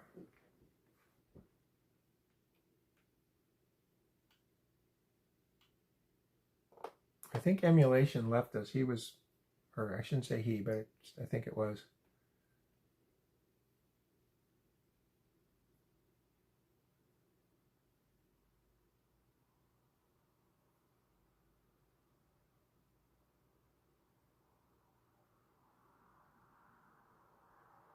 I'm sorry you didn't get any food, Busy.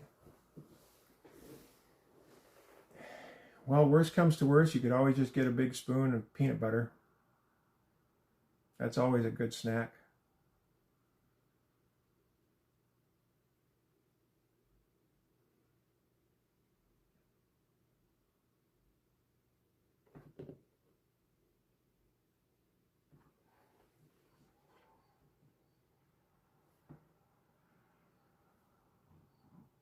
Oh, we've gone quiet.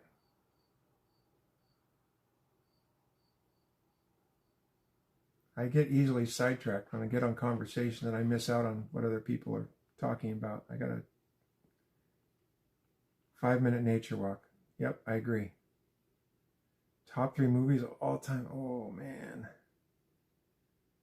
That's hard. I don't know if I could name top 3 movies. Really hard. I've got so many movies that I like. Hold my beef. I'm not rich. I wish I were. Maybe I'll win the lottery one of these days. That would be good. Guess I got to buy a ticket, though. Top 3 movies? I don't know. That's a hard one.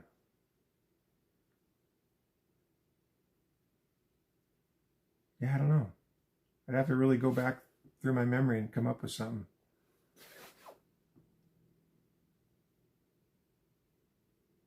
I love a good comedy. I mean, I love, drama too. I wish they would bring back big screens like in the old days. When you went to a movie theater, even indoors, the screens were so much bigger. A way better experience to see a movie on those big screens.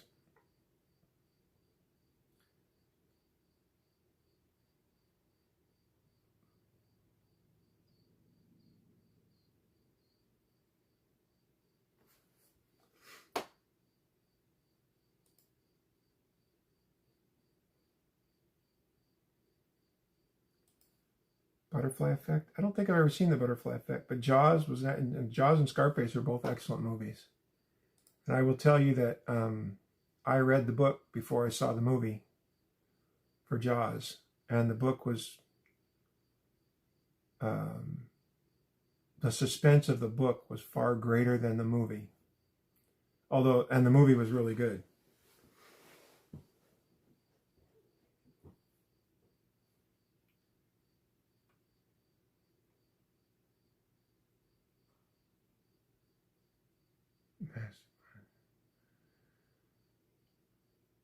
Yeah, I've never seen Butterfly Effect. I know the title, but I can't even remember who's in it, so I'll have to look that up. Maybe watch that.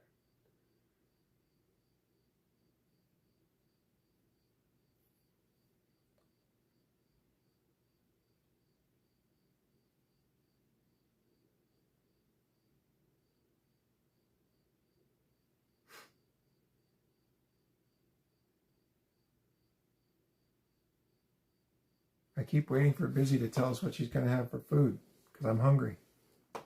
I need suggestions.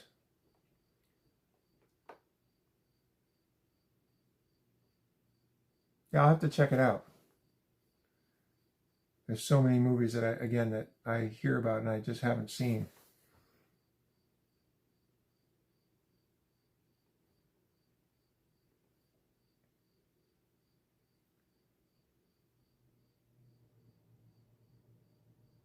Oh, that's it. That's an interesting premise.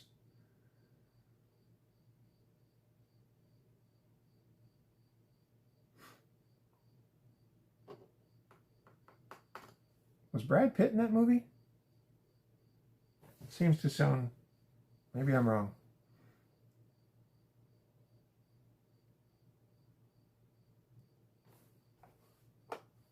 Let's see.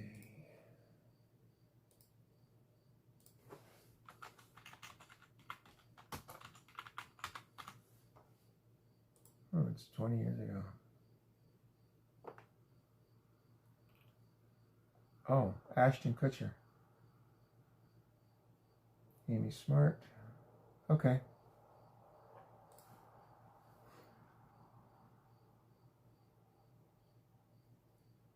Akira.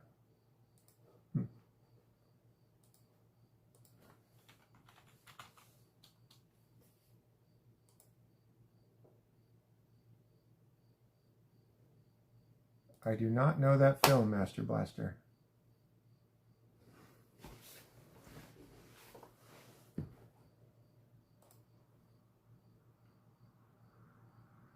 Is it animated? Oh, it's animated. Cool. Not familiar with it.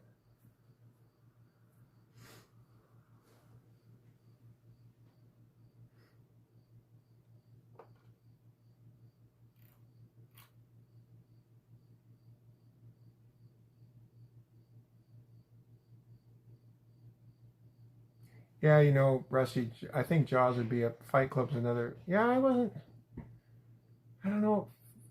Fight Club was just okay for me. I mean, I thought the acting was good, but there was something about I don't know. Just didn't grab me, but I thought the actors were really good. Racing bikes and. Huh.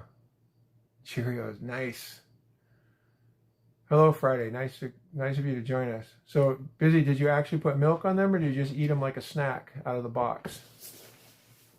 Or was that too personal?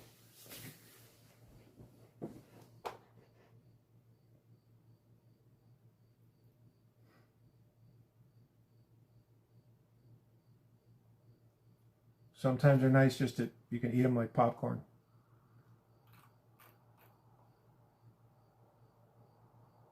Yeah. Yeah, it's funny. Growing up, we used to have Cheerios, and I personally didn't like them as much with milk as I did just eating them plain as a snack. That's why I asked. I was just curious.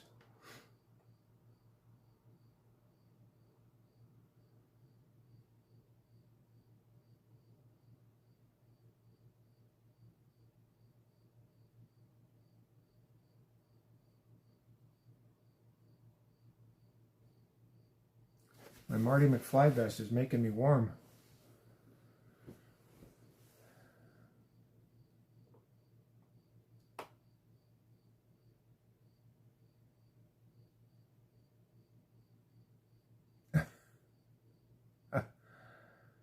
Okay, Friday, I get your point.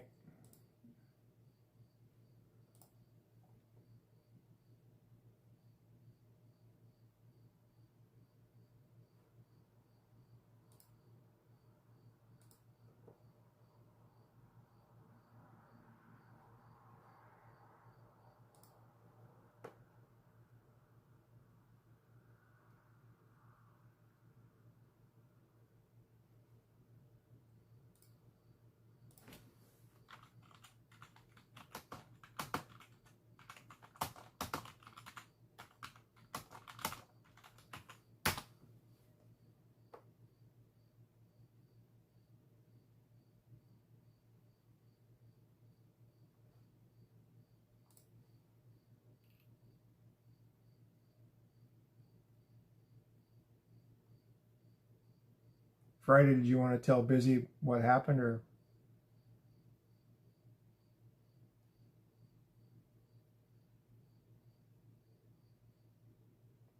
If I type bleach into Google? I don't know. I've never done it. Busy, I think there was a scene. Yeah, Friday. Thank you. Yeah, didn't they in the scene? Didn't they fall into the Cheerios? Right, if I remember right.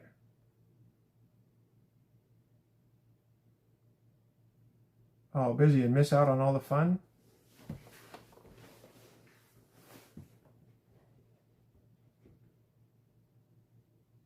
Yeah, be interesting to see how they filmed that, because I don't think they had CGI back then. So it'd be interesting. They must have had some kind of mechanism to be able to shoot that and make it look real. Gosh, yeah, I haven't seen that movie in forever. Super long time.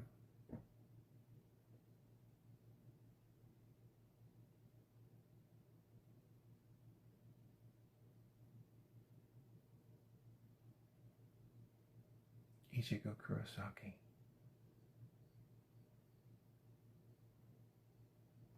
Yeah, Master Blaster. I'm not familiar with that movie. I'm going to have to look into it. Rick Moranis. Yeah, back in the good old days, for sure. Friday, are you actually a boxer? I'm looking at your... Looks like you're in a ring in your picture, but it's small for me.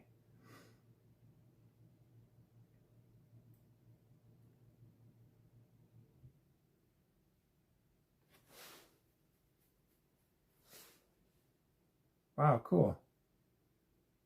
Geese. We've been talking a little bit about food. I mentioned to you about your eggs in a basket, but I'm more anxious to find out about your brisket and how it turned out.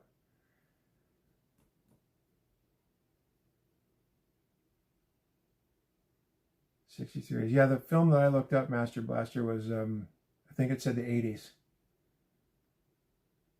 Oh, awesome. Yeah, I've been thinking about that because when I was thinking about stuff to cook, I was thinking, well, I don't have that much time to cook, but it sure would be cool to have some brisket right now. And I take it the kids were probably happy to eat too.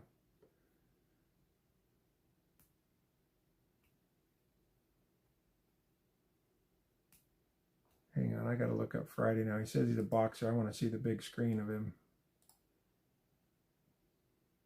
Oh, dude.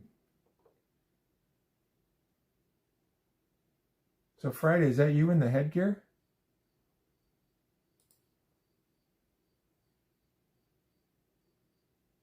Oh yeah, brisket sandwiches would be awesome. That'd be really good. Yeah, if I could cook brisket in like 2 hours, I would do it. Yeah, that's a cool picture, Friday.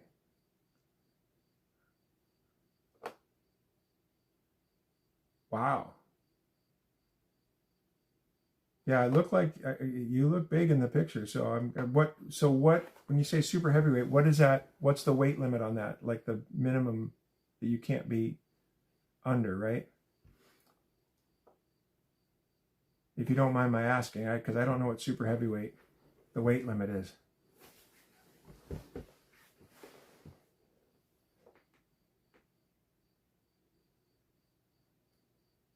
Yeah, man, now I'm hungry, Geese. Anything over 201, really? Oh, cool.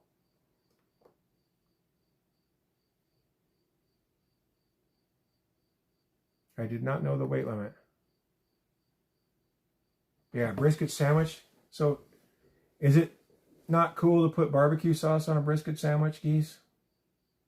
Or could I put barbecue sauce on it? So it's a little more like pulled pork. I don't know what the protocol is for that.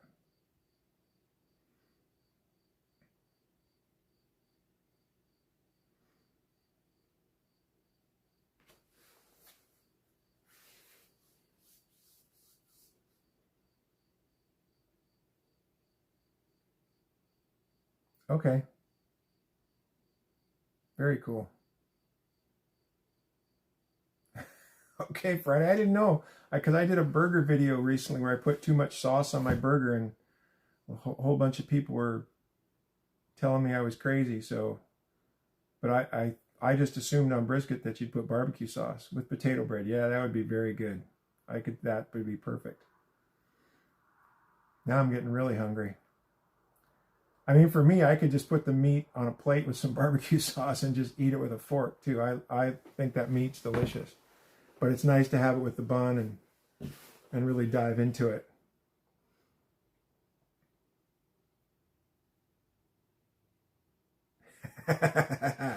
See, busy? You stuck around. I knew Geese was going to be here. Or at least I was hoping he'd be here because I wanted to hear about his brisket because he's a hell of a lot better cook than I am. Uh, really, on top of a hot dog? I've never done that. That would be good. That would be really good.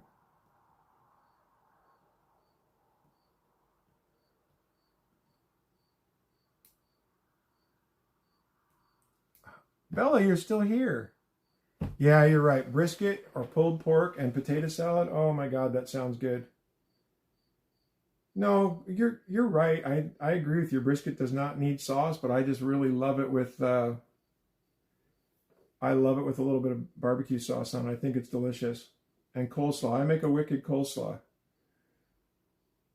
So that's what we're gonna do, Geese. Someday when we meet up, when you have your restaurant going, you're gonna cook up some brisket, and I'm gonna come make you some coleslaw. And I think you'll love it. I think it'll match the brisket.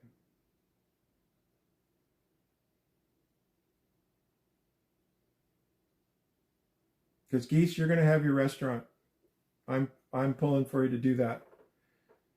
There was somebody in here earlier named Emulation who um, said he was inspired by one of my burger videos. Hey, Raid, we're just talking some food right now about Geese's brisket. So yeah, no, I mean it, Geese. I will come make you my coleslaw, and people love it, and and I'm not bragging, but they do like it a lot. So I want to do that. That would be great.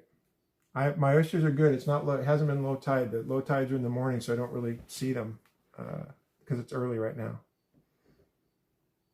From Little St. James. Cool. Chicken.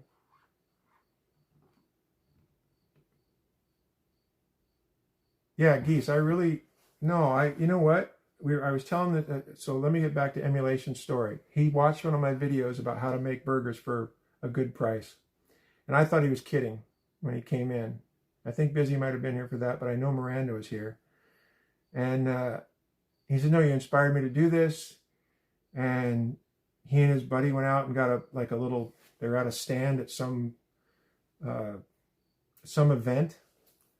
And he said they went out and they made $5,000 in like a couple of days selling burgers. And he said they sold out. Not my recipe or anything, but he said he was inspired by my video, which I was thrilled. And he took it, and now he's running with it.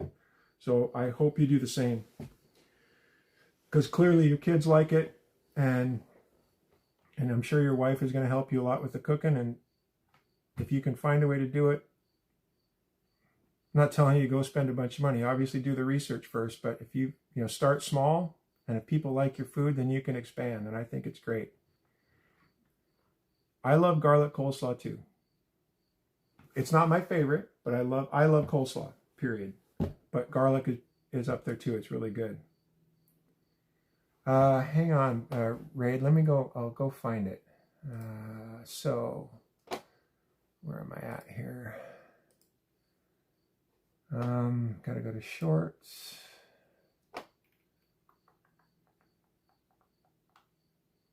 Okay, so if you go to my shorts, so Raid, if you go to my shorts, and it's going to be, it'll say on the screen, you should see it. And it says great homemade burgers for only $1.75 each. And that's what and you'll see it. And I think it's the third one back on there. And he said, that's what he said. So I was thrilled for him. Thank you, Firecracker. Oh, thanks, Geese. Like I was talking earlier, the last one I did was just the bun, obviously. I always go for kind of a cheap bun sometimes when I'm just in a hurry, but potato buns are the best. But anyway, I just did sauteed onions, and I used Chipotle Ranch, which I think, I don't know if you were here when I talked about it before, but I used just Chipotle Ranch and grilled onions, and it was absolutely delicious. And then I did the other thing that was all sloppy I use Miracle Whip, ketchup, mustard, barbecue sauce, and it's super gross to a lot of people, but so yeah, potato buns are always nice. Yeah, no, Raid, I know you're kidding. But yeah, no, that's the one he was talking about. He was here earlier, and I thought he was joking when he first came on, because I don't know, right? Because okay, good, Geese. I couldn't remember because the days lately have been blending into one, but yeah, he was inspired to do something. So Geese, if I can help inspire you to go do something, I'd be more than happy to talk or whatever.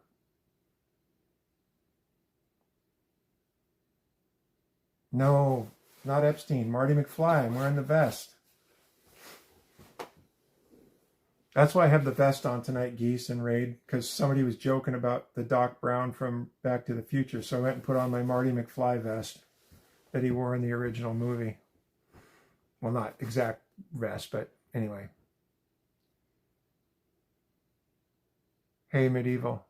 Yeah, no, Geese, I'm trying to, if people want to ask me questions and stuff, not that I'm some genius, but if I have any knowledge that I can share with people that might help them.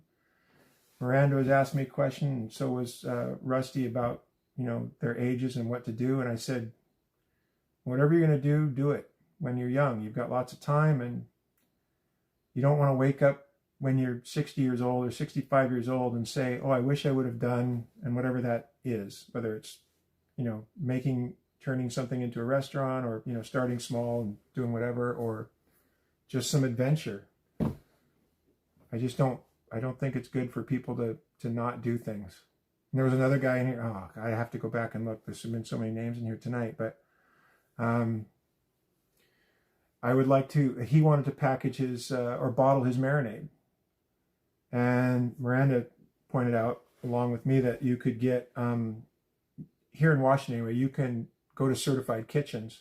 You have to pass your food handler's permit, but you can rent certified kitchens and then package your own stuff. I knew somebody that did salsa that way. And she had her own labels that she put on the jars. And she had her great business. It was small, obviously, but she did really well with it.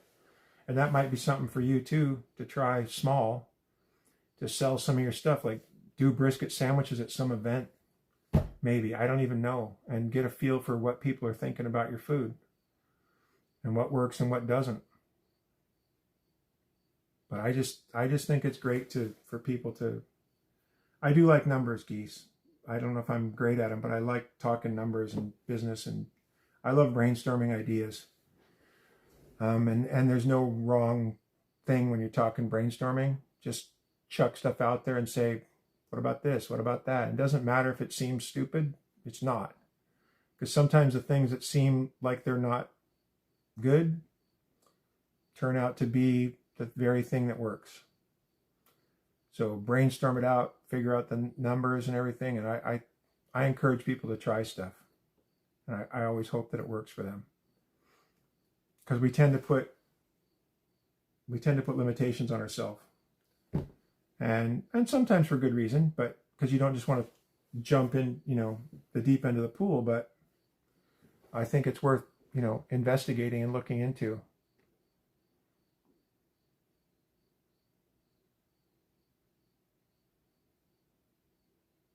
Oh, yeah. Raid, that's a great idea.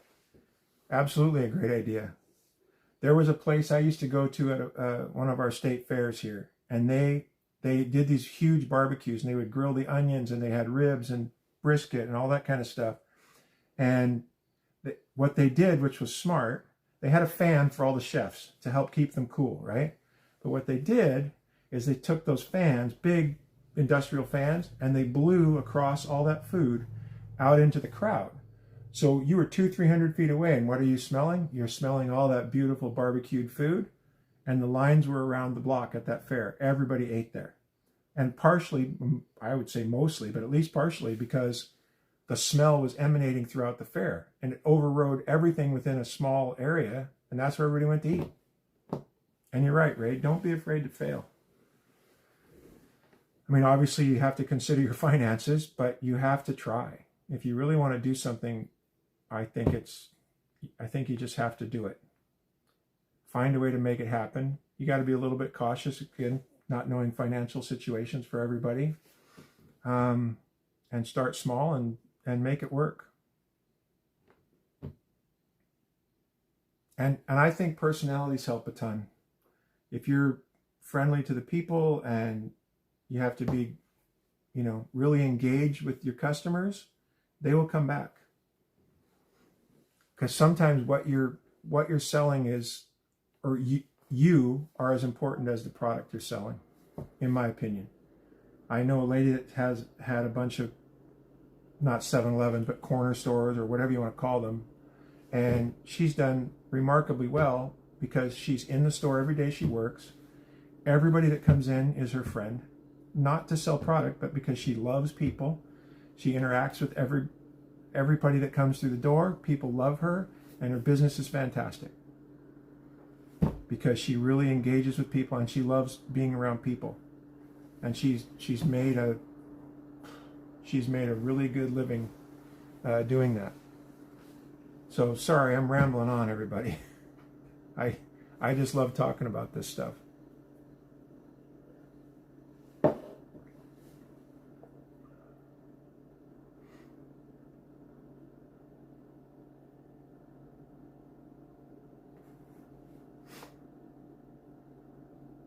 But yeah, the mobile smoker is a good idea. I don't know exactly how the smokers work and, you know, what it takes to make that work. But if you do it on some small scale at a smaller event and you sell out, then great. Then you know you've got a winner and you can expand that. But again, I don't understand how the mobile smoker, you know, the logistics of that, because I don't know enough about smokers. But the idea, Raid, is that's a good idea. And Geese, if you're still here, I think that might be something you might want to check out. At least do some investigation.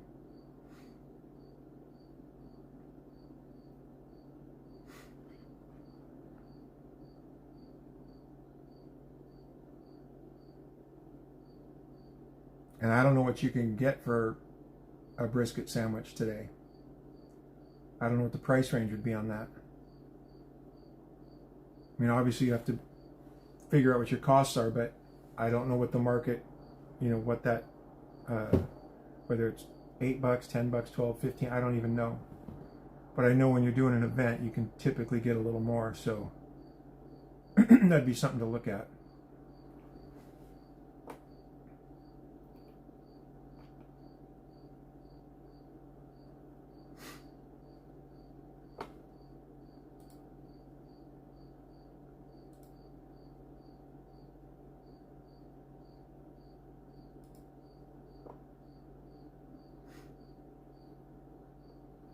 I feel like I talked too much and scared everybody away. Sorry. I gotta take off this vest. I'm too hot.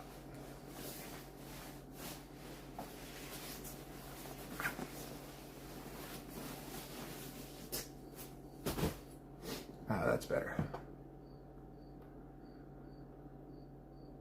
So hopefully you guys are still here.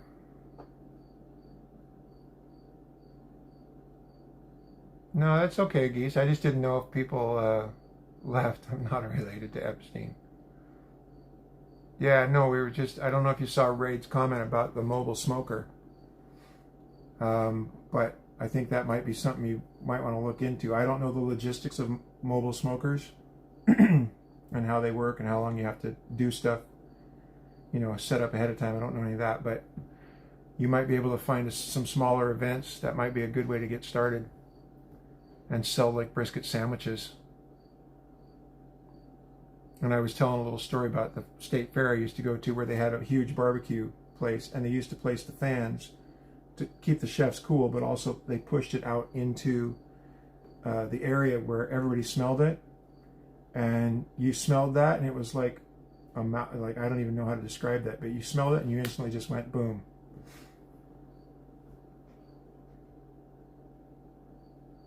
Oh, I see. Food. Yeah, got it.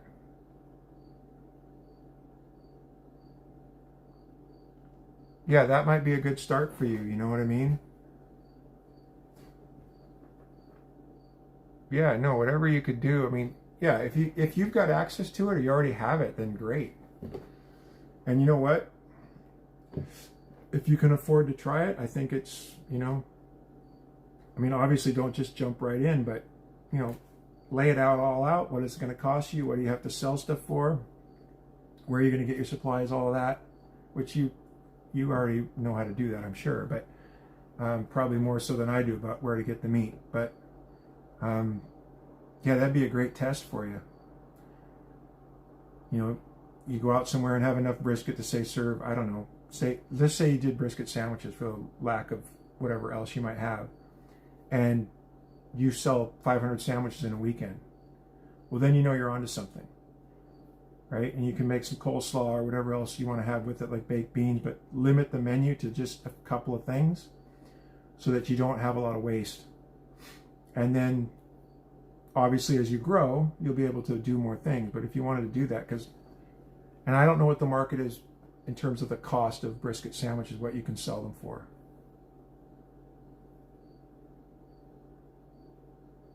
Oh, cool. Yeah, if you've got a butcher that can help you do that, that's fantastic. Because for one, you're going to get a better cut of meat and the flavor is going to be better that way. Yeah, I think it's really possible for you to do, and that would be awesome.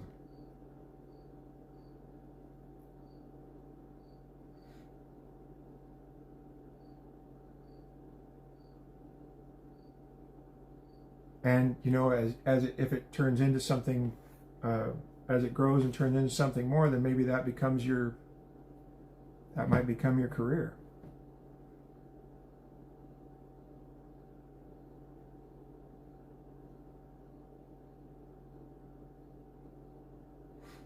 And like we talked about before, where you might end up, and if they don't have something like that, you might be able to really clean up.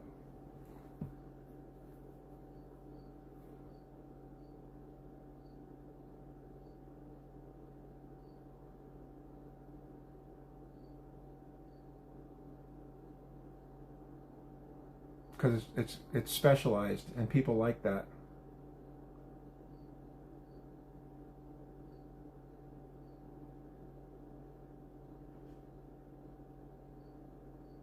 Hi Isaiah, how are you?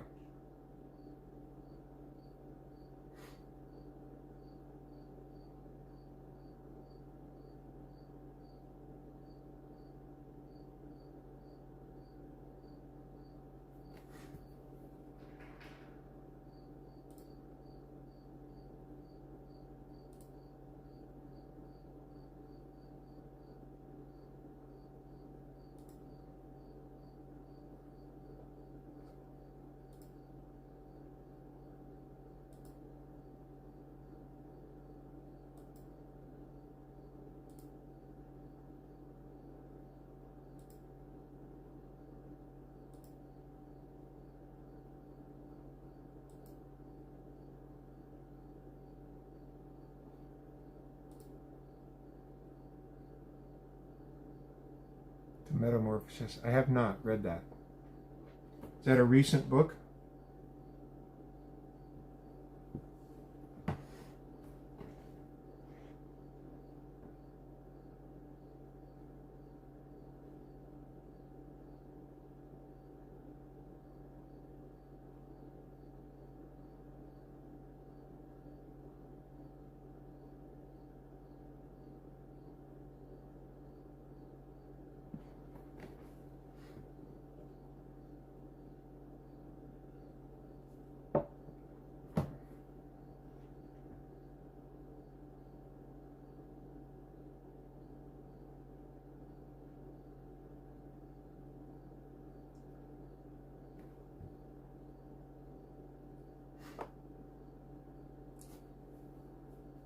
And Geese, if you're here, I know it's late for you, so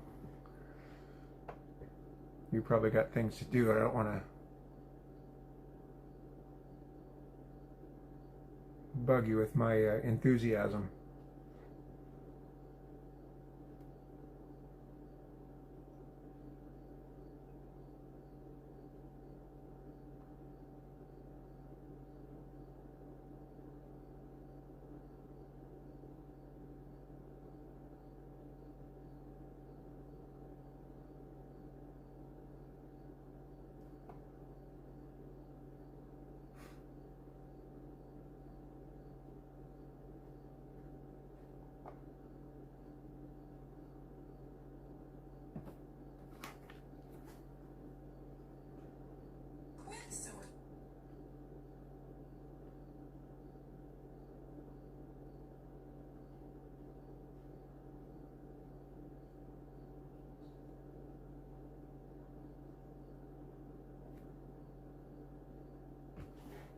What did I have for dinner tonight? I had one of my meals that I made the other day. It was a budget chicken Alfredo, and it was good. It was really good. But I had the leftovers, so it's obviously not as good. And then for my snack, I had You might find this interesting. I had a peanut butter and jelly on a tortilla, a flour tortilla. So that was my peanut butter and jelly sandwich, if you will. Which I think is really good, by the way. So kind of uneventful.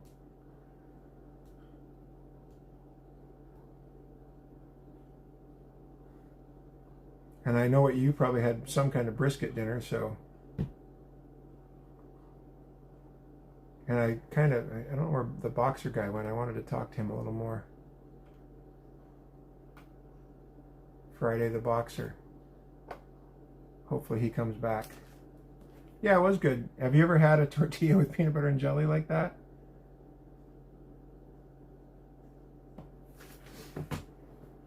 Or is it just me?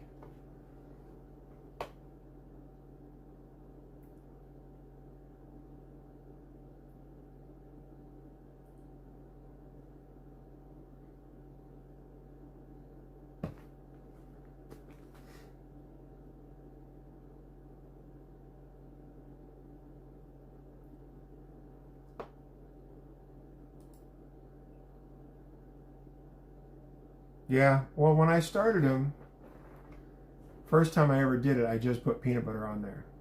And I thought, well, I like peanut butter and jelly, so I'm going to try the jelly. And now it just, if I have the tortillas around, I just have the jelly. I think they're good.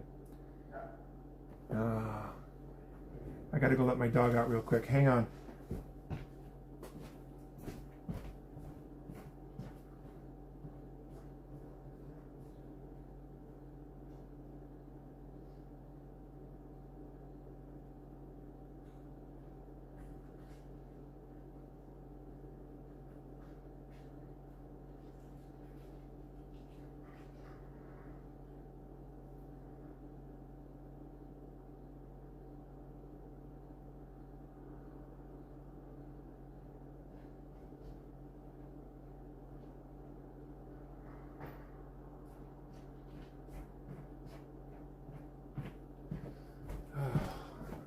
Okay, sorry about that.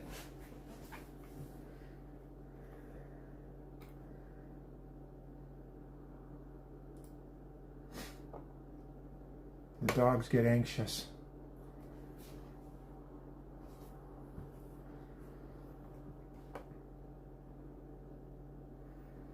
Yeah, it's funny. The food geese that I'm cooking lately has been these, like I said, these budget meals. And they've turned out really good. So yeah, and they're a lot of fun. I haven't been cooking anything.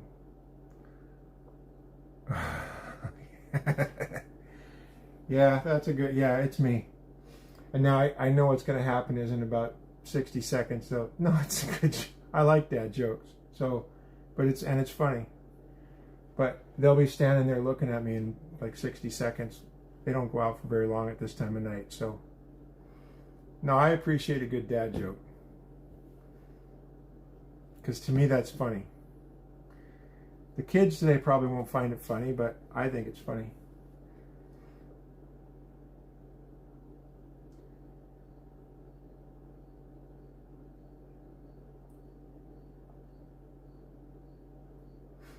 Yeah, this has been a good, Geese, it's been a good chat tonight. There's been a lot of good things that we've talked about. Like I said, there's a guy named Emulation and Rusty and another guy named Mad Dog, all about what they're doing. We talked about work for some people, and it's been a good, and now this, it's nice. I like this. It's more my it's more my suit. It suits me better, I guess. Because I like to help people with anything that, you know, any knowledge I can impart to them that I like it.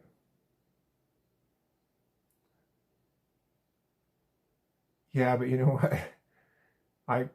I'm never going to complain if I was eating brisket every day. Damn, that's good to me. I would be happy to do that. Hang on, I got it. Yeah, now they went back in. Hang on.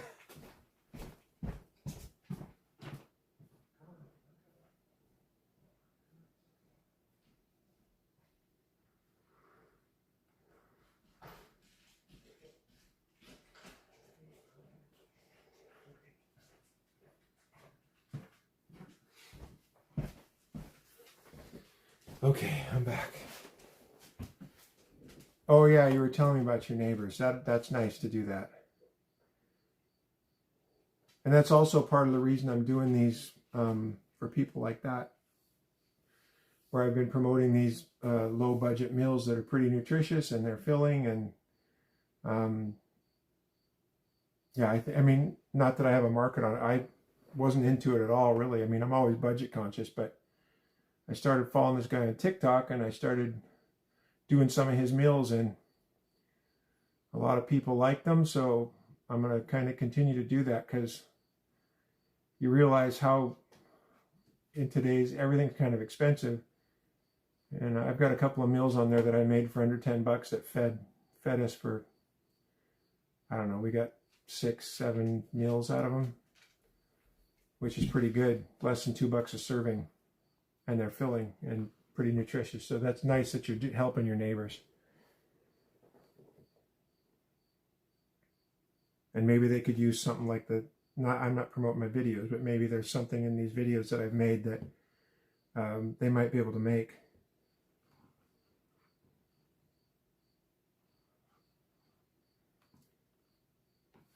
Yeah, the brisket would be awfully good. With a bun, without a bun, doesn't really matter.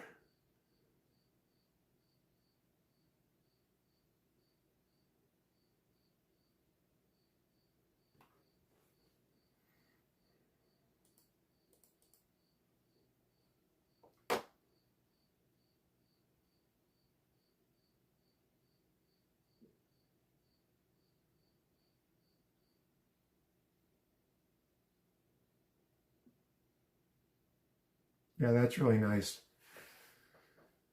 that you do that. Because not everybody's, fortunate.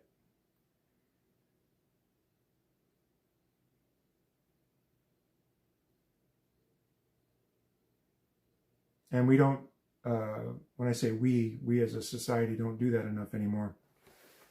Because by and large, we don't know our neighbors the way we used to 40 years ago, 50 years ago. The communities aren't the same.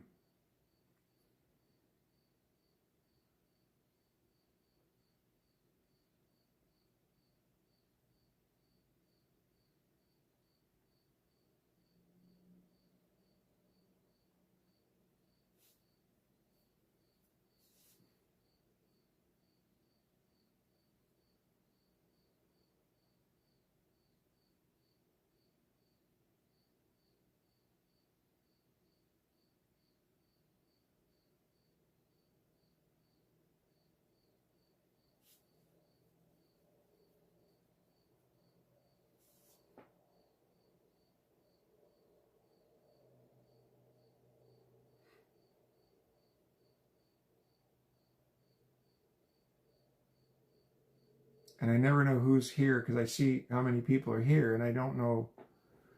Obviously, the people that are writing I can see, but sometimes there's people here and I'll go, I thought they left. And meanwhile, they've been sitting here watching in the background for 45 minutes. So I don't know who's in the background watching us or listening.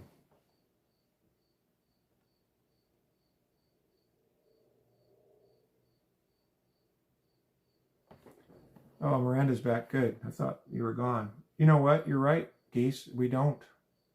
I mean, it's really unfortunate.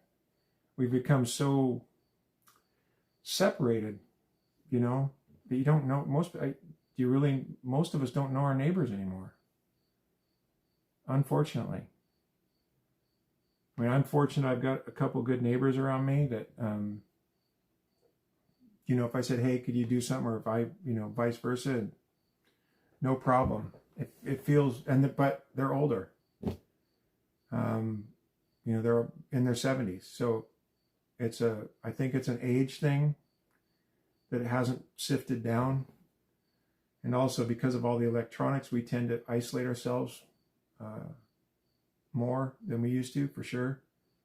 But yeah, I think we need more of that.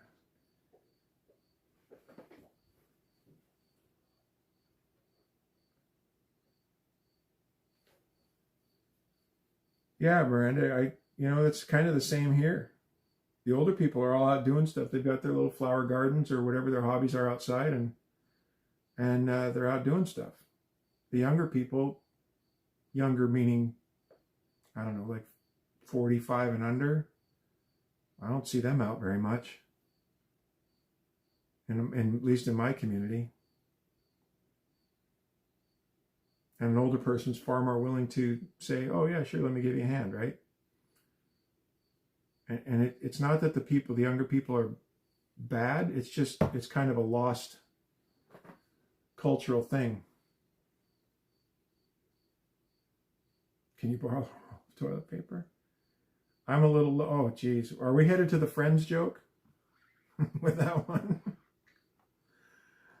It just reminded me of the toilet paper episode in, not Friends, but in Seinfeld. I couldn't spare a square.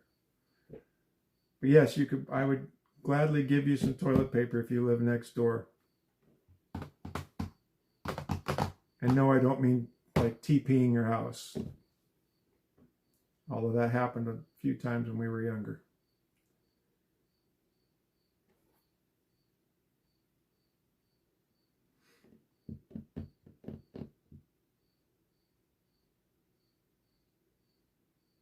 So Miranda, I guess you missed the whole conversation about Geese's brisket, which sounded delicious.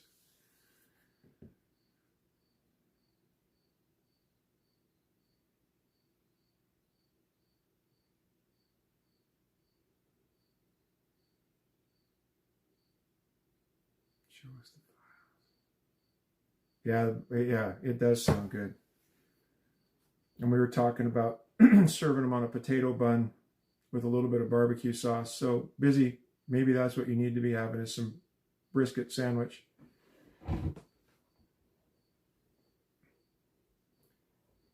Oh, yeah, nobody likes Mondays. Yeah, don't stay up for me, Miranda. If you have to sleep, please go. Not that I want you to leave, but I understand.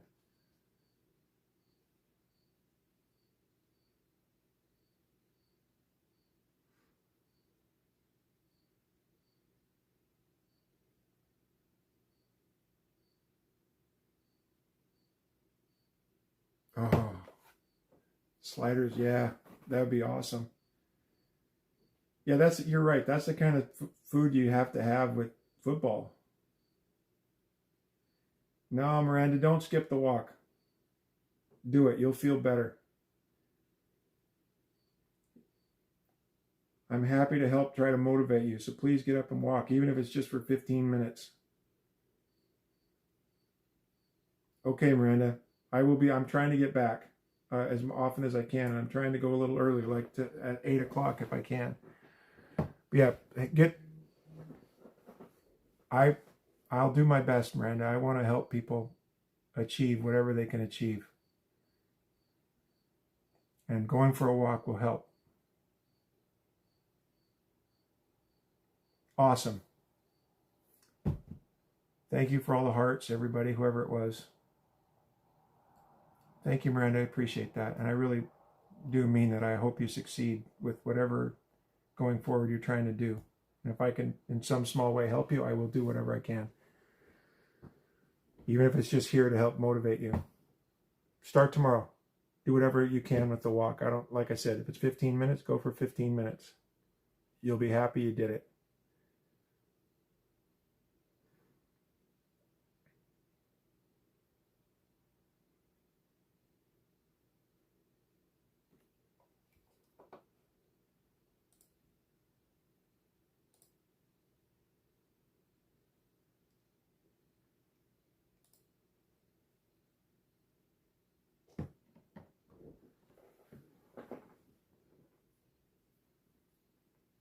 And Geese, what about pulled pork? You must make a mean pulled pork as well.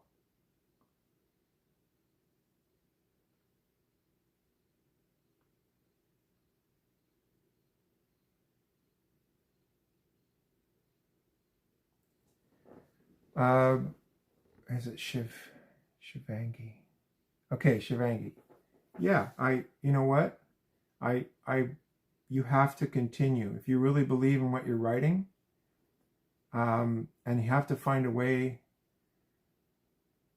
to get people to read your stuff. So I don't know if you could somehow do maybe snippets on some social media. I believe, okay, yeah, so I believe in social media. It's, right now it's free to use and free to get your stuff out there. I don't know quite how to get it to where you want it to go and what you write, but clearly do not give up. I just don't, that shouldn't be an option. And keep writing, doing new things. Or maybe do, oh, you have Instagram. Okay, so do, is it under the same handle as this? If you don't mind my asking. Because you really need to continue. But you have to find a way to get it to people in some interesting fashion that they'll take notice of. I don't quite know how to do that. Miranda just left. She's a PR person, so she might know some ins and outs and tricks with the social media better than me. But you have to find what appeals to people and offer that to them.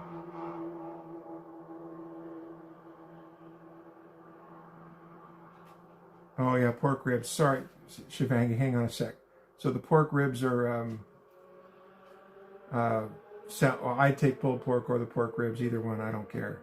But if your wife doesn't like it, I get why you're not making it. But if I show up to make my coleslaw geese, I want pulled pork. Or brisket or whatever, I don't care. Because coleslaw will go with any of that stuff.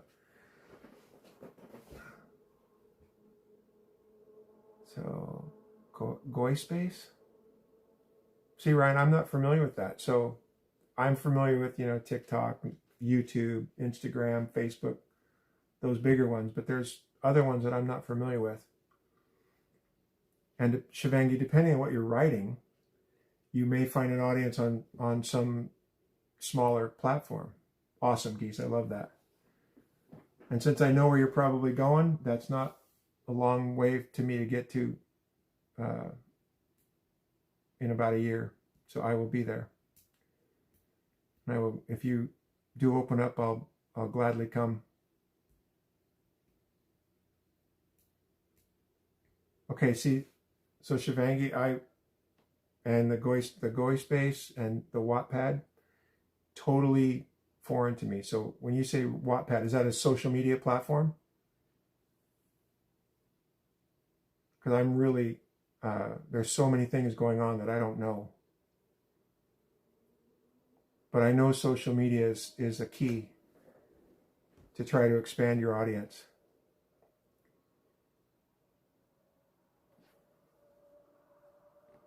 I'll look it up while we're talking.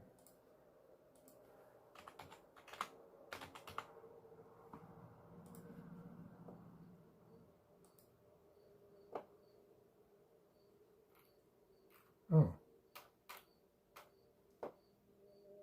Okay, cool. I'll dig into that, Shivangi. Wattpad. I just looked where authors write their story and readers. Okay. Yeah, he's definitely not, it's definitely not me. But, okay, I just took a quick look at it so I know what it is. Now, are you giving away the whole book there? Or are you giving away parts of the book?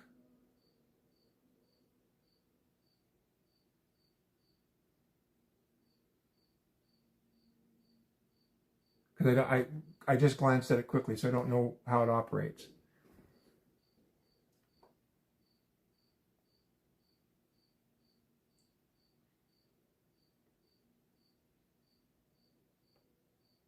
Okay, parts, fair enough. Yeah, I know someone that she self-published on Amazon and did pretty well with it. Now I don't know, and I believe, I don't know how they operate. That might be print on demand. It might, or maybe it's an actual book. I'm not sure. But yeah, Instagram and TikTok too. I mean, it's a little different audience, but I think you might be able to find an audience there depending on what genre you're writing in. I think all social media is, like I said, you can literally reach millions of people. I had a video on another platform from here that when I had like 200 followers, and I posted something about a meal that I made from somebody else that I was trying to, say, hey, this guy's making these inexpensive meals. I'm going to try that. I did it. So, and it worked. And suddenly I now I'm getting dozens of followers a day because, and I'm not a cook or a chef or whatever, but it worked. And so now, oh, TikTok's banned? I didn't know that. Anyway, but continue to do what you're doing. So if you have Instagram, try to find a way to get, I don't know what would work. So romance author, that might be, right? That would work on Instagram, I think. It's just really finding an audience that somehow you can connect with people. There's a thing called, and I don't know how many followers you have on Instagram, but I know people that use, they don't necessarily post it directly to their story. They will post, they'll post something to what's called trial reels. And I've seen people have success with that. Can I ask how many followers you have on Instagram?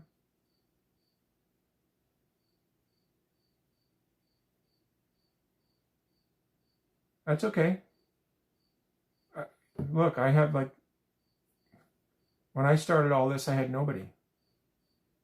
And I'm growing, but I'm learning over time, and maybe figure out a way to not necessarily to tag people, but find a way to include other things in a post that might help you grow your audience, and get your audience to, if they're friends and family, get them to share, post it to their story when you do a post, because anything will help. If you're growing your audience, you can grow it. And romance is a great genre to be in because it never fades. People really love that genre.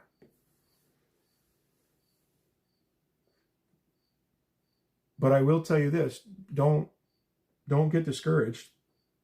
I've seen people that they struggle for years, and there's a saying here, like in Hollywood and for actors and comedians, and they will say, some people say, oh, that person's an overnight success. Meanwhile, they've been working at it for 10 years. But it's taken them a long time. But when they finally arrive, we think, oh, they're an overnight success. No, they've been putting in the work behind the scenes. And keep writing and working on your skill as a writer. And look around at other people who are on Instagram that are in the romance space and see what they're doing to attract people to their writing. The best thing you can do is look at somebody else that's already doing it, that's successful, and do that. I don't mean copy them, but sort of. Find out what they're doing and try to emulate what they're doing. That will help you. I really believe that. And Dano, thank you for speaking up on that one, because I'm clearly not Epstein or Palm Beach Pete. You're welcome. And please come back and, I'm not telling you to go, but when you do leave, come back and we can talk more. And we've had a really good group in here. Geese, who's cooking. There's another, Miranda's here, although she just left. There's a bunch of people in here that are really good and positive, and they may be able to say things to you that I'm not thinking of. Because there's some really smart people coming here and talking about whether it's their business or food or whatever. But please come back once we sign off, or you sign off, or whatever. But yeah, find what works. And you can't have TikTok. Is Facebook available to you in India?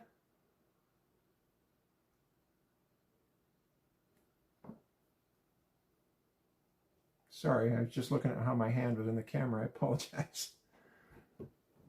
Because Facebook might be another avenue for you to use. Because Instagram and Facebook are tied together, so I would think so. No, I'm trying to be on here as much as humanly possible over the last couple weeks. Okay, right. So you can, when you post, no, yeah, there's,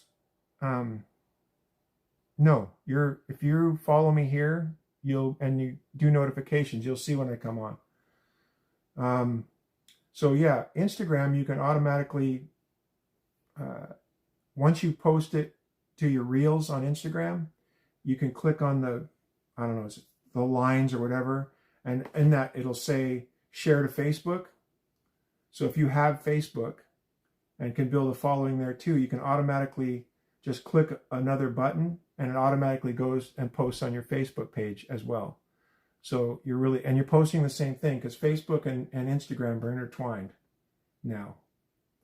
And that might be another good avenue for you to reach. And and Facebook, at least here in the States, it tends to be, I don't want to say older, but it's not for the kids anymore. It's not the under 25 crowd typically.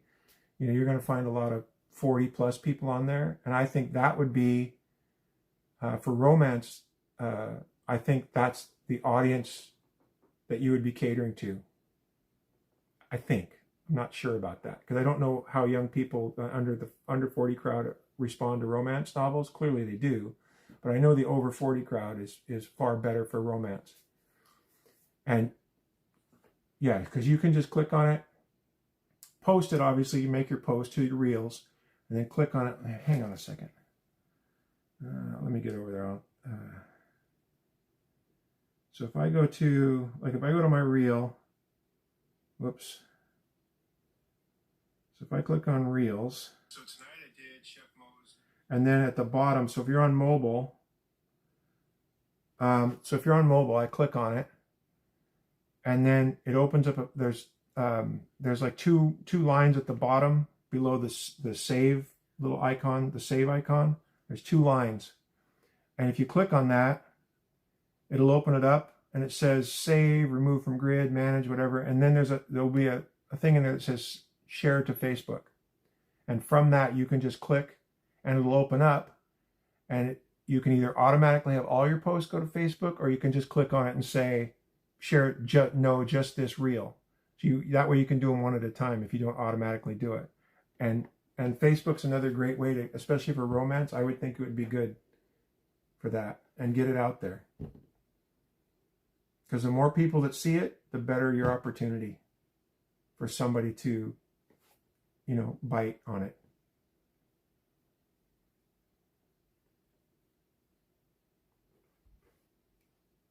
Awesome. Yeah, I think it's worth it, and it doesn't take, obviously you're savvy about that stuff, so you know how to set it up. Setting up a Facebook page and managing it doesn't take any real time, and you can get your same friends and family to sign up over there, and help push it around. Because that's the beauty of social media, is if I want to, if I'm sitting here looking at it and I'm looking at your link to whatever you're writing, I can just, how it works. You just click, boom, and it's gone. I can post it to my story, I can share it to my friends, and it's quick and easy. And that also, the more people that you can get to share, especially on Instagram, so the likes, the shares, and the engagement too, but the likes and the shares and the saves are really important, because the more of that you get, the more the algorithm will push it out to other people. And then that can help you grow your audience. So you got to get people, when you do post, make sure that all of your subscribers, if they're family and friends, make sure that they like it. Even if they share it to each other or share it to somebody outside the group, get them to share it to their friends who are followers, and also get them to save it. Those three metrics will help you grow your site, because then it'll expand out to other people. And that's really important, is to get it outside that loop of people that you're in. And it takes a little time, but it will work. And then if it's going to Facebook, you're reaching an entirely different audience. Even though they're synced, Facebook's a different audience completely. Sorry, I'm rambling. So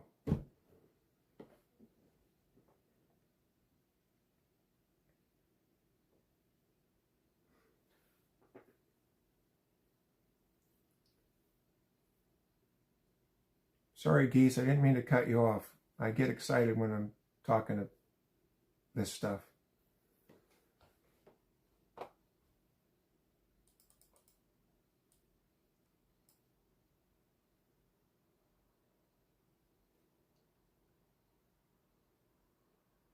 Okay. Are you talking on Facebook it's new or Instagram?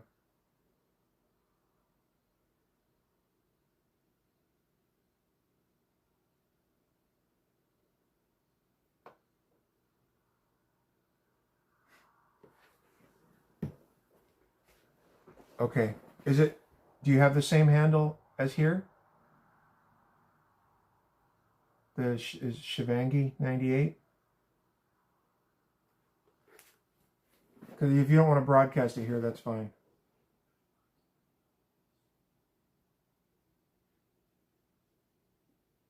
Okay, hang on. Let me search that. I'm really slow typer with my fingers here.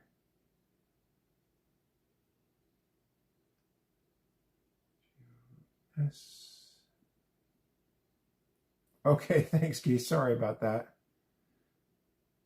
1, 2, 3.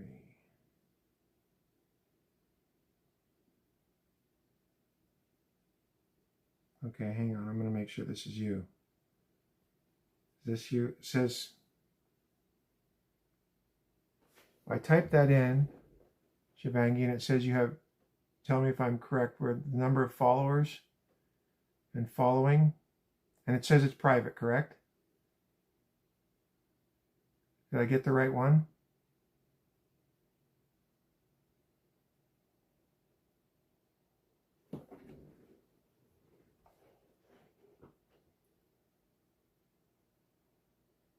Oh, okay, hang on, because it took me to this one.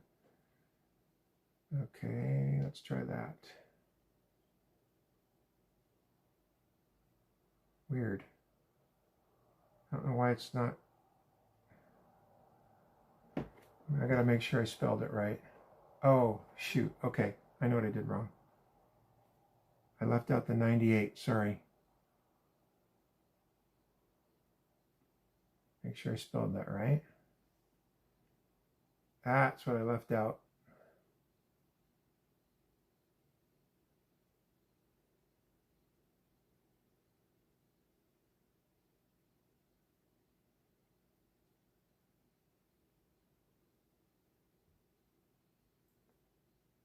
I don't know why it's not showing up. Weird.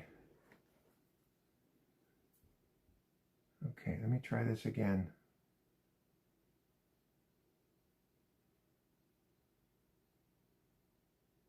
Yeah, I will check it later. No, you're not interrupting. It's fine.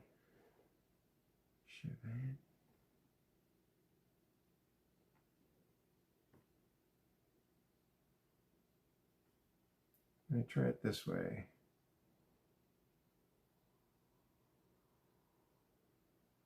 Weird. I'll keep trying to find it.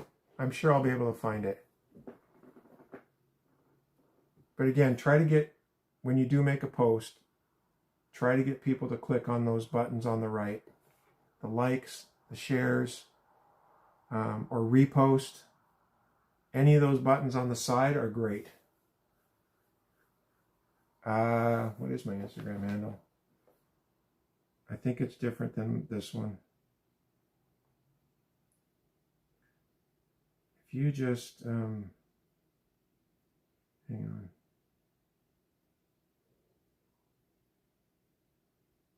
If you just search my name, I should show up. Doc from Back to the Future. I am living large. I'm getting the DeLorean worked on. So, and I already took off my Marty McFly vest. Yeah, just, so can you see my handle here on YouTube? Just try that, Shivangi. It should show up. And you'll, if you see my picture, it's the same picture that I have here.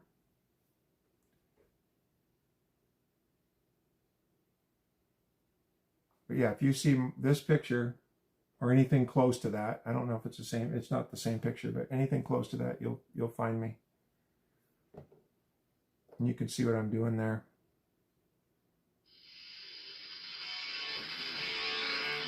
One second. Hello.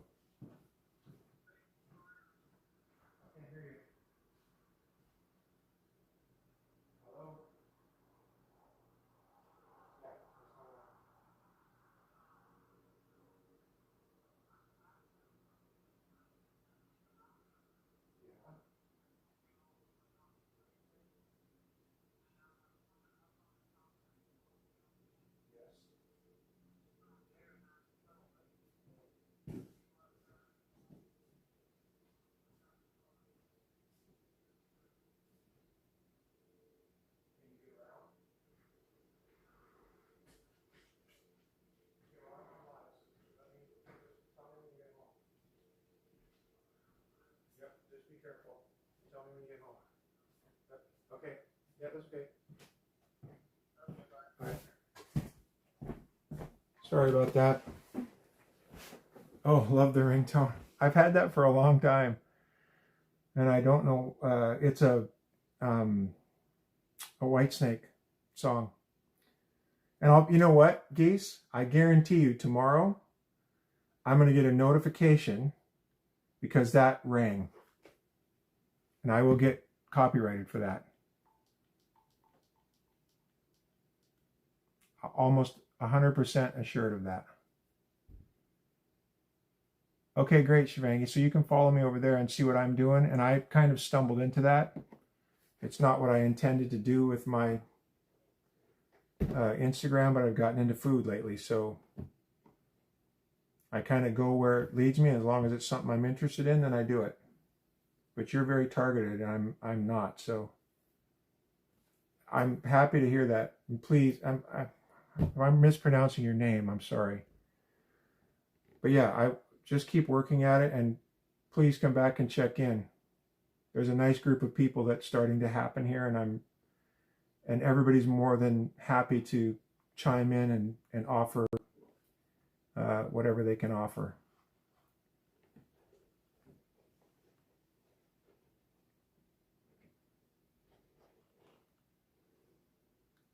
Yeah, I'm a big Whitesnake fan, Geese, so, and that seemed like a good ringtone.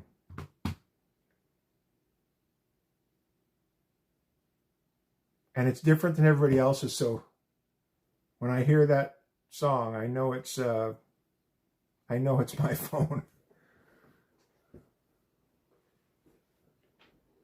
And I've had that on there for a long time now. Yeah, Whitesnake back in the day they were something. David Coverdale was, and the guitar riffs that they had on that one album, 2 albums actually, they were scorching it.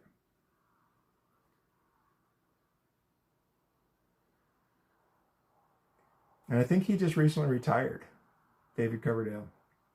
He's in his 70s now. And the last time I heard him sing live, he was still pretty good. A Pink Panther ringtone, awesome. And what do you have now?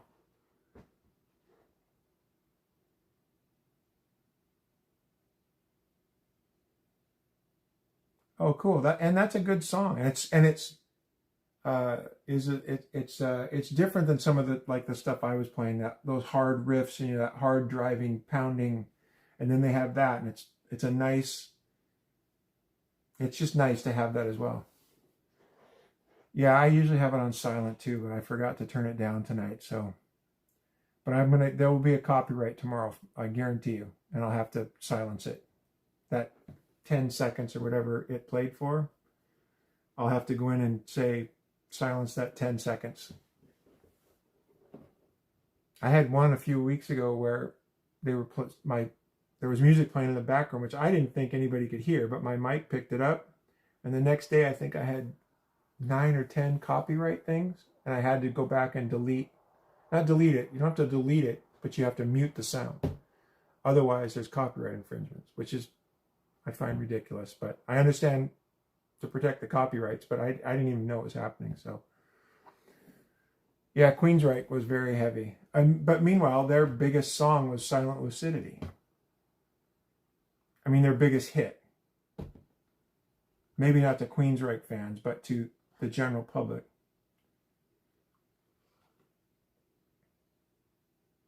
And I don't know if they're still around, Queensryche.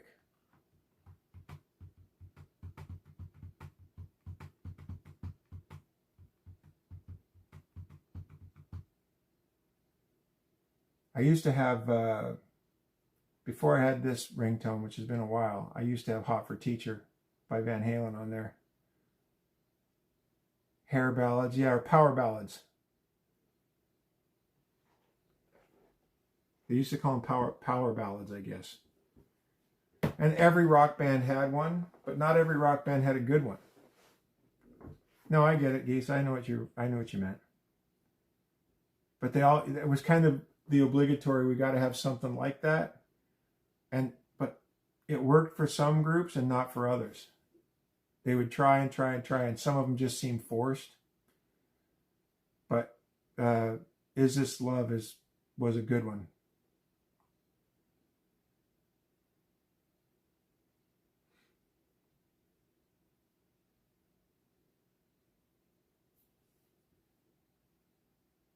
And they were playing to some big crowds back when, in the hair metal days. 20, 30,000 people at a time. It's crazy.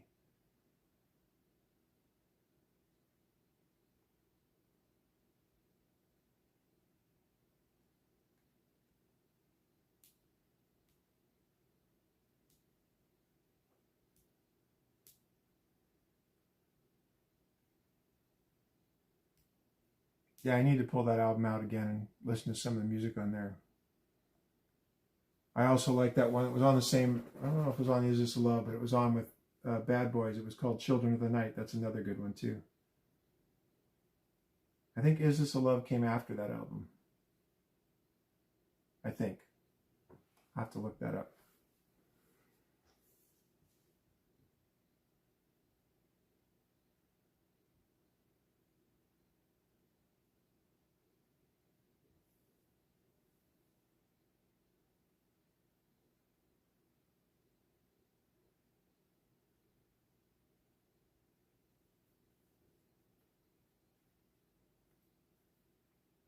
Yeah, if you're still there, Geese, it's been a good, tonight was a good night for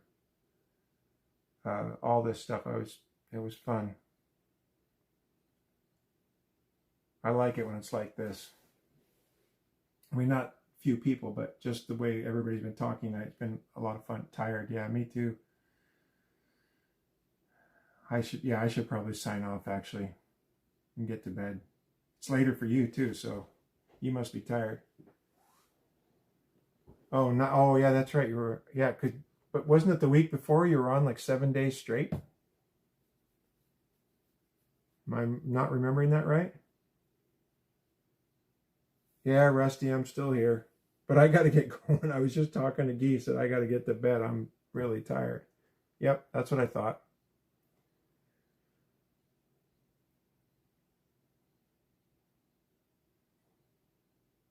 Perfect. I think, you know what, now's probably a good time to sign off because I know Geese needs to get to bed too, so, and get some rest. But I'm going to try to get back. I'm trying to do this every day. I'm trying to get more consistent with my time. And once I get a time figured out, then I'm going to kind of hammer it down. So it's kind of a more consistent. Thanks for coming, Rusty. You were a good part of the conversation tonight. You too, Geese. And thanks for always contributing. This was fun tonight. But I'm going to sign off. Thanks, everybody, for coming. And I'll be back, I promise.